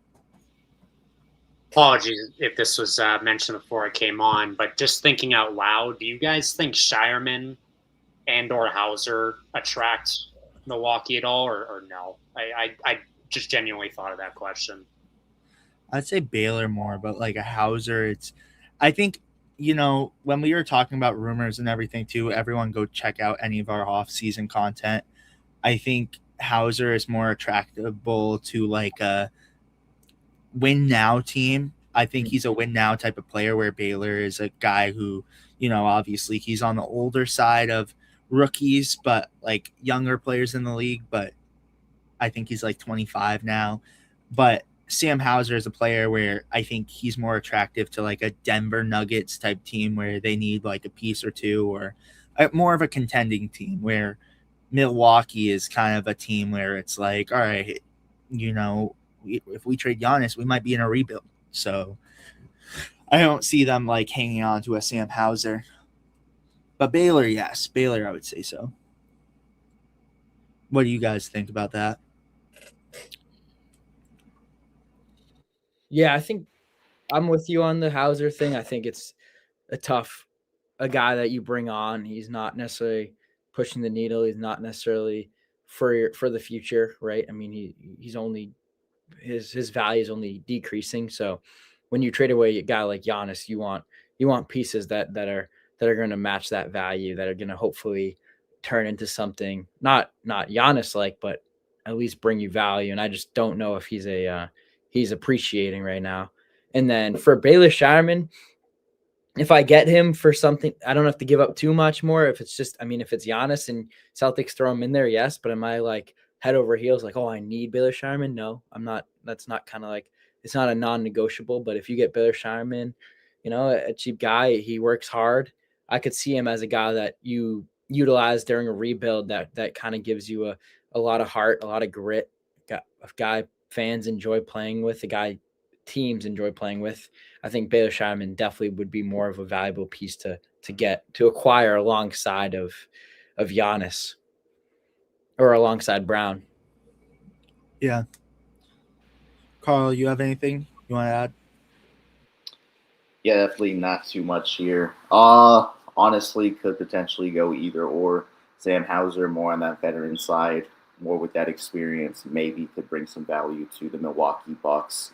And maybe a change of scenery could help him to get back to, what he once was back in prior seasons, or maybe even better to, prior seasons. Not necessarily leading a team to a championship or leading a team at all, but definitely being one of those main pieces that could help the team, go far and make a good, playoff run as well, too. And Shireman, definitely, as Andrew said, somebody that's going to give you a lot of grit, show that he can work hard as a youngster and go ahead and also, serve as some type of importance to the team. I feel like in this case, he could be, finding himself being maybe similar to a Rollins, where, it wasn't, you're looking at this player not necessarily being seen as somebody who can help this team out, long term, but with the rate that Rollins is playing at, he could be in that position to be, one of the better players for the Milwaukee Bucks in the near future. And Baylor Shireman, if he is going over to that team, could have, again, that same potential to do the same thing or be like similar to a Sam Hauser, albeit getting more minutes and or more touches as, he is a bit younger and they could develop him more in that, position. No, I agree 100%. Well, again, leave us comments down below. We'll keep talking about Giannis and trade rumors. And we're going to keep going as long as we can to hopefully see if Giannis gets traded, but we're not going to go all night, obviously. So if not, whatever. But I want to ask you guys about the draft. How do you guys feel? Celtics having the number 27th pick tomorrow. Where are you guys along those lines? And, that could potentially be traded if the Celtics do end up trading for a Giannis. And let us know in the comments what you guys think. We're tomorrow morning going to post our podcast, episode 101 with PJ Hoops, as he knows great ball knowledge, like great draft guy. If you guys want to go subscribe to him right now and go check out his videos as well, because he's phenomenal. He knows what he's talking about college hoops. But how are you guys feeling about the draft tomorrow? You guys have any idea of who you want the Celtics to draft and where you guys stand at it? Excited? Probably going to go live tomorrow too. So everyone make sure to tune into our draft live, as we'll be chatting it up as the draft goes on. But what are your guys' thoughts? I think it's an uber important draft for the Celtics again. I think to hit on get another young piece that can lead towards the future, based on my answer in the last topic, where we really need to start hitting on these draft picks like we did potentially with Ugo last year, and help build this next generation of Celtics players into the 2030s. I really want us to go get a guard. I think a guard's the top priority for me. I mean, it's guard and big men for me that are priorities, but at the big man position, I feel a little bit more comfortable with guys like Queta and Garza being in the mix in some which way. And the fact that we just drafted Amari, you got 3 guys under 28 years old, 29 years old. Whereas with the guards, I mean, you have D. White, who's 32, Pritchard, who's going to be 28, and then Ron Harper Jr. is going to be 27. I think you got to get younger at the guard position. So that's my top priority with that top pick, is getting a guard, potentially preferably a playmaking guard, since we have enough shooting at the guard positions. So again, I don't know enough about the prospects, but a name I saw the Celtics worked out was Malik Thomas, who could potentially fall to us in that 27th pick, maybe go a little bit sooner. That's a guy, from what I've heard, that I would not mind at all for the Celtics getting.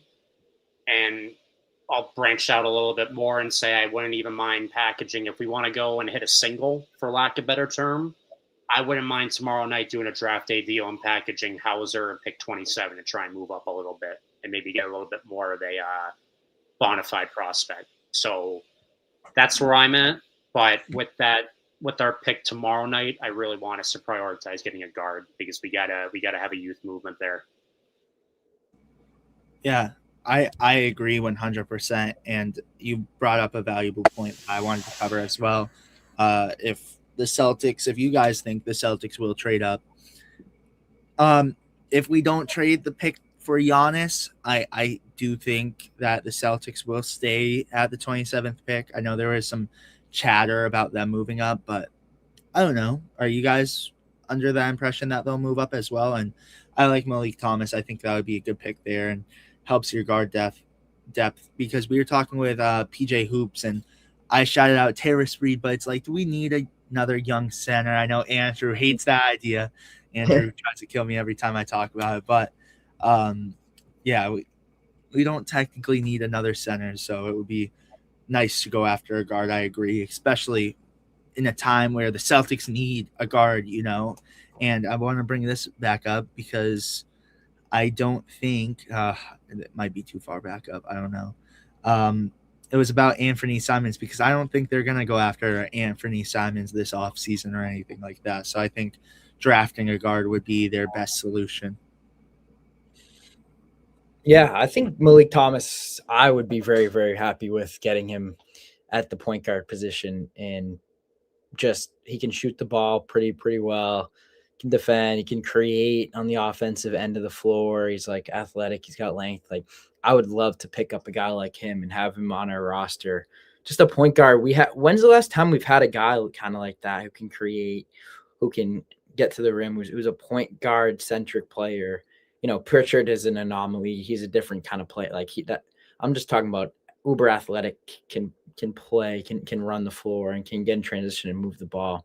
I just don't think we've had that in a while, and I would love to see how he would fit with the Celtics team. Because I don't even, like the Drew Holidays of the world, those guys we've had, but we've never really had a guy like a Malik Thomas or someone else in that point guard world that could push the needle for us, or just see how he fits within our roster. Probably like Rondo, but more of a shooter. Yeah, there's some comparison there for sure. Definitely, yeah. When you're thinking about, point guards of that archetype, definitely somebody who has high IQ there, is great defensively too. And yeah, definitely I'm on the side of we got to draft another guard. Another young center will be great, but at the same time, I would like to get a center that's a bit more developed, a bit more, established, that could pair up well with Keita and potentially, help Keita to rise up more as, that starting center that he deserves to be. You know what I mean? Preferably somebody that is also on the younger side too that could help us out. I'm thinking that if we're making another playoff run, we're going to run into Joel Embiid again, and somebody who could actually, defend Joel Embiid very well and give him trouble, and or giving Karl Anthony Towns trouble if we get to the Knicks, and doing the same thing with Jared Allen and Evan Mobley, a big man, who is coming up at this moment. Right now, for me, the main priority is just drafting another young guard. I feel like they'd be a little bit easier to develop at this time right now for a center or a big man. I feel like we're already doing that right now with Amari Williams and Keita as well too. Allow for those guys to come up as, we also have Garza too. And, the main priority just getting a big man outside of the draft, getting him through a trade. And for the draft right now, just getting a guard. Another good thing about Malik Thomas, too, is he's played for Calipari at Arkansas, and we know how Kentucky guards always find a way to make an impact in the draft. They always find a way to – he has, so many max-level contracts of NBA players. He converts players into NBA guys. And Malik Thomas played for Arkansas, played for under John Calipari. You have to imagine he's learned a lot from him, and that's a guy I would like to invest in as a Kentucky, or not Kentucky, but now Arkansas under John Calipari. I would like to see how that translates. Yeah, I agree. Anyone want to talk about AJ and Darren Peterson? Who you guys think's going number one? This is a tough one. I think it's going to be Debansta. Ooh. I'm not gonna lie. I'm going Peterson. I think him just working out for the Wizards and, AJ not working out for any team. I think they like Peterson a little bit more, which that'd be fine because Utah, they've invested so much into AJ. So under the umbrella of Danny Ainge. So that'd be interesting. You guys got anything else though on that one? It's just crazy. 07 baby is it's going to be the first overall pick in an NBA. I'm getting way too old. I'm not going to say my age on this stream, but I'm getting. Was Cooper Flagg? Was he still 26? I mean, he was playing it. 26, not 26. Yeah, I think his birthday is December, I think, right? Yeah, I think so, because he reclassed. Yeah. Oh. Did he reclass? Yeah, he reclassed. Yeah. Cooper Flagg. Just give me 1 second. Oh. What do we got? What do we got from David? Hey. Flag Day. Yo, that's sick.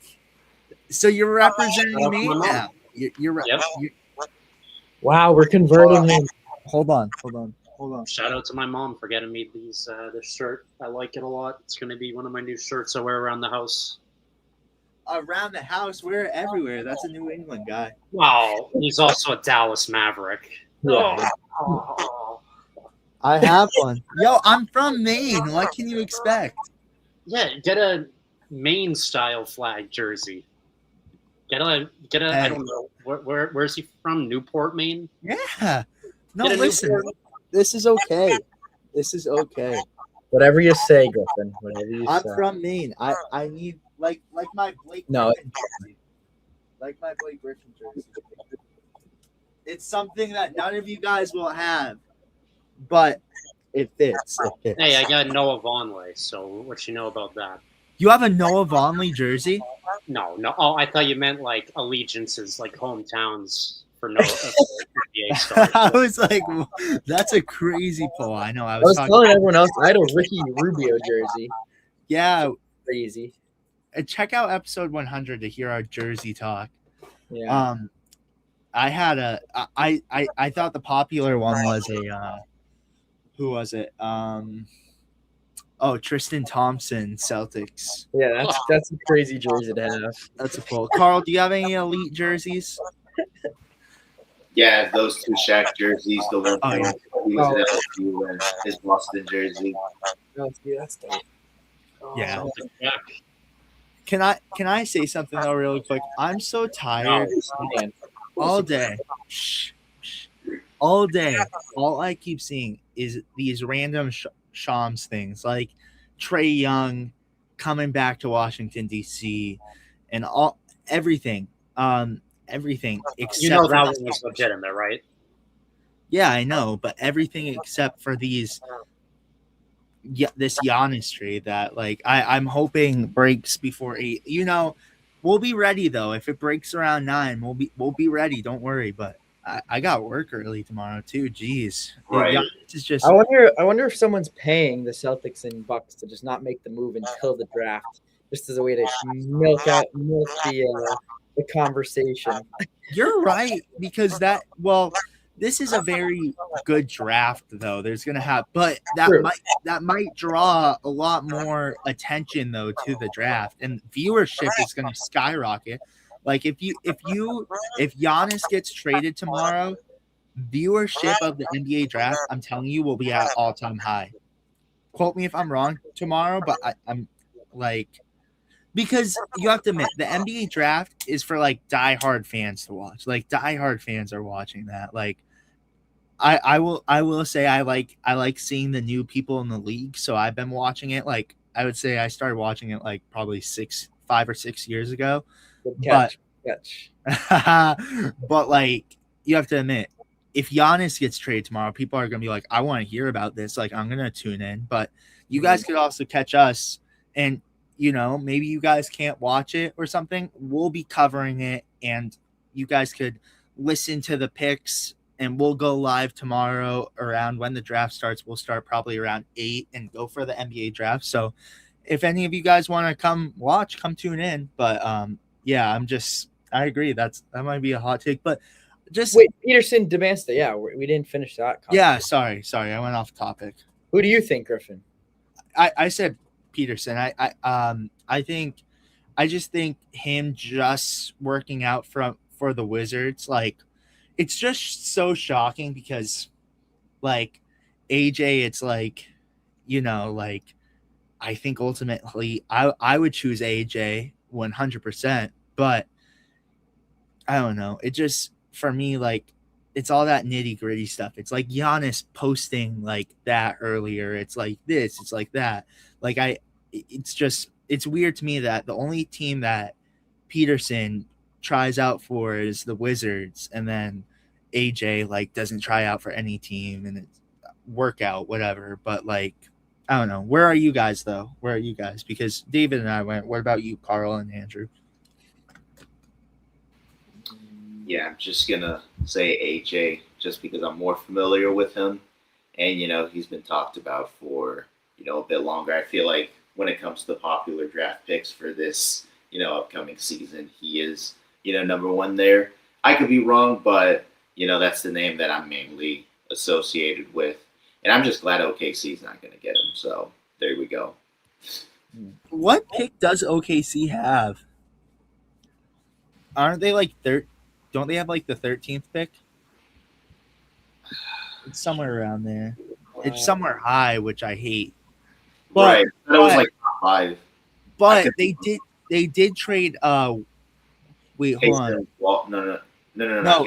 Aaron Wiggins. They traded Aaron Wiggins. That's the thing that we haven't really talked about. That's nuts. Number 12, yeah. Okay, 12. I was wrong. Okay. Yeah. Yeah, they're like 2 picks ahead of the Pacers. That's crazy though. Like, that shows what the luxury tax is. I mean, them trading away Aaron Wiggins, that's like what they're gonna turn into. Like, you saw what happened with the Celtics. Like, the same exact thing happened with the Celtics. Like, that's why we went from winning a championship to Jason Tatum going down with an Achilles tear. You think if Jason Tatum never got injured, hot take, and I feel like this is a take that will go on to say forever, would they have run back that team one more time? You guys don't know? No? I think they get rid of like a piece, maybe 2 pieces. I think Holiday stays though, right? I don't know. He's getting up there in age. Yeah, it would have happened regardless. That was the last dance. We had to trade both of them just to get under the luxury tax. That's fair. Yep. That's fair. The beauty of the new CBA is that you're only going to see teams in the second apron 2 times in a row, and then they're going to have to blow things up. So, yep, that's it. It's made the league have more parity. That's for sure. Yeah, which is cool. I mean, the Knicks winning that partially parity. I mean, yeah, it was all parity actually. No, I'm just kidding. Yeah. Where are you though, Andrew? AJ or Peterson? I mean, this is just so hard. Like, all I know from like what I've heard from podcasts and just people talking, a lot of guys are leaning towards DeBansta. A lot of guys think that he has more of a outgoing personality, more of this charisma about being that number one guy, more of a in his brain, like he believes he's going to be one of the best players of all time. Like, he has that in his DNA. And I think that is something that level of confidence is something you want to invest in. I also think he has more of, I don't know. I mean, I think that he has a tenacity like that is just unmatched. And that, I think that's a lot of what NBA players, like from watching videos, that's a lot of what NBA players like in him, opposed to a Darren Peterson who, didn't show up to the draft. And I mean, only showed up to the Wizards, was trying to make kind of a statement. Like, there's just been a lot of talk from the Peterson kind of crowd that may shy scouts away, that may shy teams away from him. And then they go and draft a guy like DeBansta, who just, to me, has less variability, has less risk involved than a guy like Peterson. But then Peterson also shoots the shit out of the ball, is a friggin' athletic freak, can defend like nobody. So it's really a toss-up. I mean, it really is. And I'm just glad I'm not in the position as a GM to make this call, because no matter where you go, it's not a bad decision. You think, really quick, you think it's like Cooper Flag, like the buzz we're hearing about Peterson though going first? Do you think it's like Cooper Flag though last year? I know I'll stop talking about Cooper Flag after, but like, I feel like there were points in times where it's like, all right, Cooper obviously is the number one pick, but you heard buzz. Can it be Khan? Can it be what's it called? Dylan Harper? Could it potentially be Ace Bailey? Mm-hmm. Like, I feel like I think AJ is by far the better player. Like, for me, in my perspective, I think it's a lot closer than we're thinking, but I think it's the buzz that we're hearing about Peterson going number one is the same buzz we heard about Dylan Harper potentially going over number one overall. I think it is ultimately going to end up being AJ, but it's just weird to me how Peterson only works out for the Wizards. That's just just a weird thing for me. I don't know. I'd probably take the Basta. I would too. Yeah. I think Peterson is going. I think all this like noise around Peterson is almost a way for guys to kind of cope with making a decision in some sense. Like it's across the board. It's like you got to find something that to differentiate each guy. And Peterson, the camp is kind of, there's been a little noise around there. There's been decisions that have been made. And I do think if you're an analyst and you're trying to make a decision, you got to find something and you're having a difficulty to do so. Oh, okay. He kind of is a head case. Let's not go for him.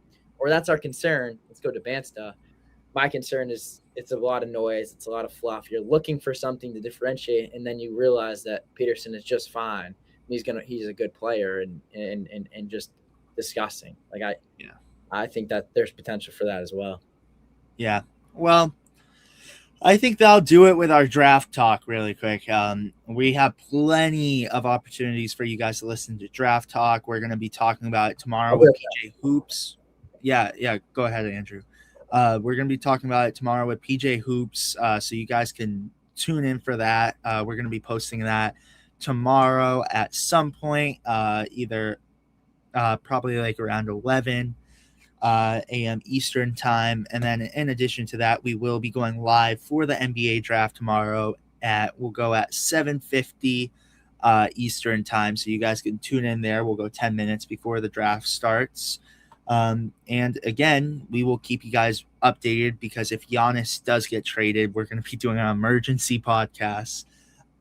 It's just, and go check out, we made a video with Ian Angelo, if you guys want to check that out as well, where we discussed it. We've been covering this whole Giannis trade back and forth. So if you guys want to hear about Giannis, subscribe and check out our account, because not only do we have all kinds of content, we have interviews with players like Ron Harper Jr. and all kinds of players. Amari Williams, we talked with them, and just a lot of great things coming up this summer, such as the fan series and all kinds of stuff like that. So make sure to subscribe.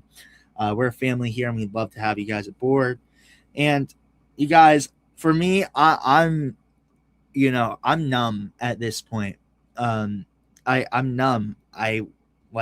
Part of me is like, oh, it's like my emotions have been up and down because like one day I'm like, oh, like, there was a point where it was like Celtics, like their odds of landing Giannis were like so low. And I was like, oh, that kind of like hits me hard. Like that kind of sucks. Like I want Giannis. But then another part of me, like the next day, like today, where it's coming to be real and it could potentially be happening.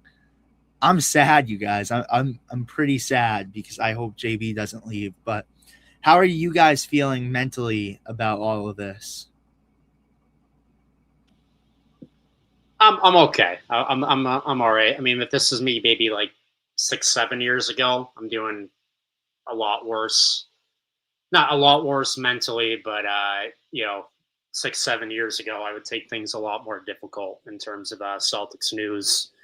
Like 6-7 years ago, it was a lot more trickier for me to handle Celtics losses, or Celtics heartbreaks. But 6-7 years have passed. Damn, no more. I'm just putting the timeline out there. But I'm good. Life will go on for me if the Celtics get Giannis. Obviously, I've been spending like the last 60 to 70 minutes talking about it, how I'm for it. I'd be okay with it. It's been about one round. I'm totally okay with that as well. But I'm doing okay. I've gotten a lot better the last 6-7 years with compartmentalizing life versus basketball. So that's where I'm at. Where are you at, Carl, mentally? 7.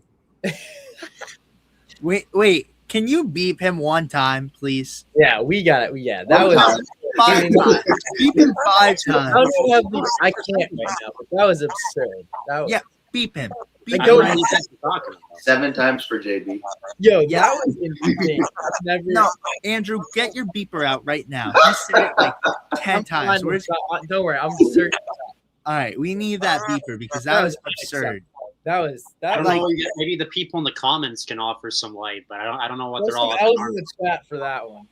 Start finding David too. L's in the chat. For the 610. Yeah, L's in the chat after that one. David, listen. Hey, I wouldn't think be the first time I got hate for one take I had here on this account. Hey, All right, listen, we've given you a lot of leeway with those 6-7s, but that was too far. I mean, that was just there's a line in the sand, and you crossed it big time. you crossed it. That's why we need this beep. 6-7, 6-7, 6-7, 6-7. Oh my goodness, Bro, we're gonna have it. We're gonna. Oh my God. you know what? You know what? Listen, time out. I'm so mad. There goes the viewers. There goes the viewers. All right, subscribe while you guys are in there. But ultimately, Carl and Andrew, how are you guys feeling mentally as well? Am I sad about it? Yes. Like Jaylen Brown has been part of the Celtics team for forever and ever. I mean, it's not happening yet, but look, you can't. I'm not gonna. It's not gonna ruin my day. It's not gonna ruin my life. It's not gonna ruin Celtics fans' life. It's like life will go on. Everything's gonna work itself out, and whether you like it or not, you got. If Giannis does come to the team, you get to go. You get to watch Giannis on your Celtics team. That's pretty cool. Time out. Andrew, I'm getting under the impression if Giannis goes to Miami, you're going to be devastated. You're all for this right now. No, that's not at all what I'm saying. I'm just saying, like, You sure? I'm just checking in. No, I actually mean it. Like, because I think Jaylen Brown I do think Jaylen Brown's going to improve. As I said earlier, this last year's team was not good enough for a playoff contender. Like I think this team was not good enough. I think you didn't give Jaylen Brown enough pieces around him for him to be as successful. What's David saying? Is he saying? I can't tell if it's Fight. No fight. This is Get just the gloves out. it's cordial Yeah. discussion. But My popcorn. I think that Jaylen Brown can improve. I think we did not surround him with enough pieces this past season. We did not surround this team between Jaylen Brown and Jason Tatum to actually make a splash in playoffs. That's how I feel. That's what I think. I think we don't have the money. We didn't spend right, and that's how we are. So either way, I'm going to be happy with keeping Jaylen Brown or getting Giannis. I just think it's a win-win situation for Celtics fans. Like, it could be a lot worse. You could be towards the tail end of a rebuild, and guess what? You don't win any championships with Jaylen Brown and Jason Tatum anymore, and you're trading away for rebuilding purposes. At least you trade away Jaylen Brown right now for pieces that are actually potentially going to win you a championship. Like, that's something you can recognize, and that's something you can at least find a way to cope with and use that as a way to at least be like, hey, we got Giannis. No, you're right. You're right. That's a good take right there. Where are you though mentally, Carl? Yeah, like I said, I think I'm actually gonna shed a tear too if I have to read that Jaylen Brown is being traded away from the Boston Celtics for Giannis. And I do understand why the Celtics may be doing this. You know, at the end of the day, the NBA is a business. And another thing too I'd like to bring up is how people like to make it seem like the Boston Celtics are this evil organization for going ahead and making trades like this. Like, for example, with Isaiah Thomas, yeah, you know, how we let him go wasn't necessarily the best, but there are other teams who did the same thing before and after us. Anthony Davis's father literally said that the Celtics do not have loyalty at all because of what happened with Isaiah Thomas. Your son got traded for Luka Doncic and did not know about it for hours. Was not called about it, was not informed until Shams said something. When Shams was being accused of being hacked. Loyalty in the NBA is very underrated amongst the players, amongst the organizations. James Harden can tell you that. All these other players can tell you that. There's no such thing as loyalty when it comes to, you know, the NBA. And that's why I'm still going to be riding with the Celtics regardless of this move. I mean, obviously, on my end, I'm loyal. And I know you guys are loyal as well, too, to the Boston Celtics. But, yeah, I will still be very emotional. But I will still invite the possibility of Giannis coming onto our team, and of course having that expectation of him to win a championship, just because that's what we're all about. And, with a player like Giannis, when he's healthy, that's a guy who's capable of being the best player in the league. So pairing him up with Jason Tatum and some great pieces, could comfortably say that we could definitely win another championship, within the next couple to a few years. So, yeah, tears will be shed in Boston. It's going to be the day that Boston cries once again, like when we gave up Isaiah Thomas.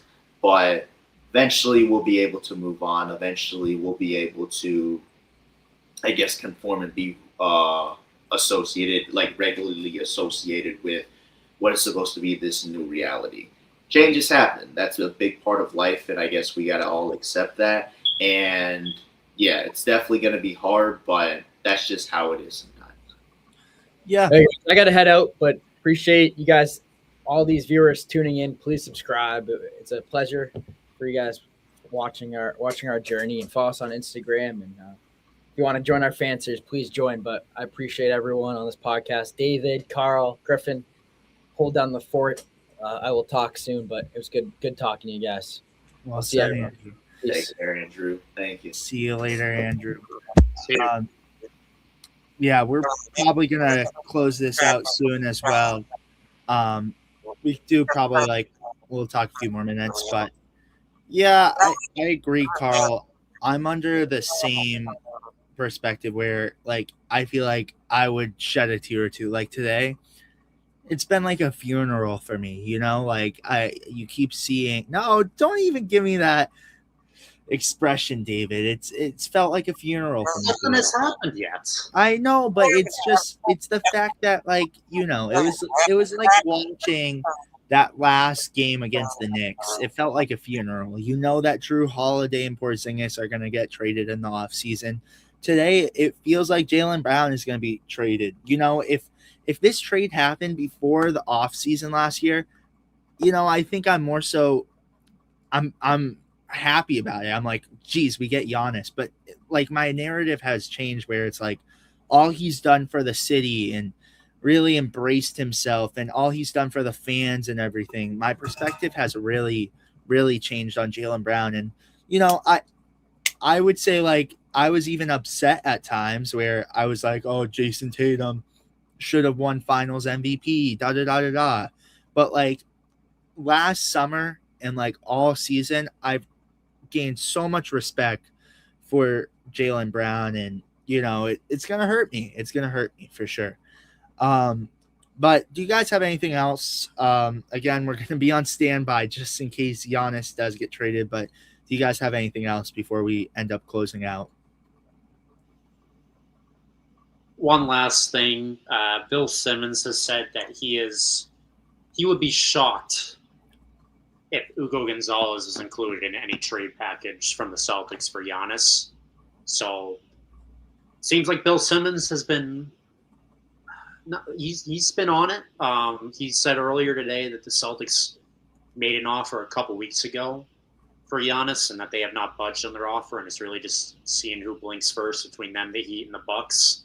So I don't know if maybe one of his sources told him Ugo's not involved in the trade package, but I'm willing to take what Bill Simmons says with some, with some more gravity than other reports I've seen. That's for sure. So that's one little nugget I'll give before we wrap this up. Is it seems like maybe not all hope is lost for potentially the Celtics having to part with Ugo in any Giannis trade. That just may mean we have to give up more picks. Or does that mean you give up a Jordan Walsh or a Harper or one person in there, Right. I don't know. Yeah, but Carl, you have anything else you want to finish it off with as well? All I got to say is I'm scared. And like David said, I can't wait for this to just be over. Hopefully soon. I agree. This whole time, look what I've been doing this whole time. Just scrolling up. Geez, you guys. But thank you, everyone, so much for watching. Again, most viewers that we've had on a live. So we really appreciate all of you guys. And we hope that you subscribe and join us along with this journey. For any of you guys that aren't familiar with our content, we cover the Celtics after every Celtics basketball game, and we bring you a weekly podcast where we discuss all things relevant about the Boston Celtics. And we will also be bringing the fan series along, where you guys could have the potential to be a part of this podcast and join and give your takes. But let us know down below if you guys want Giannis to come to the Celtics, and give us a subscribe. And we appreciate all of you guys. Thank you so much for watching. Make sure to like and subscribe, and we will see you guys in the next one. Peace, you guys. See you later.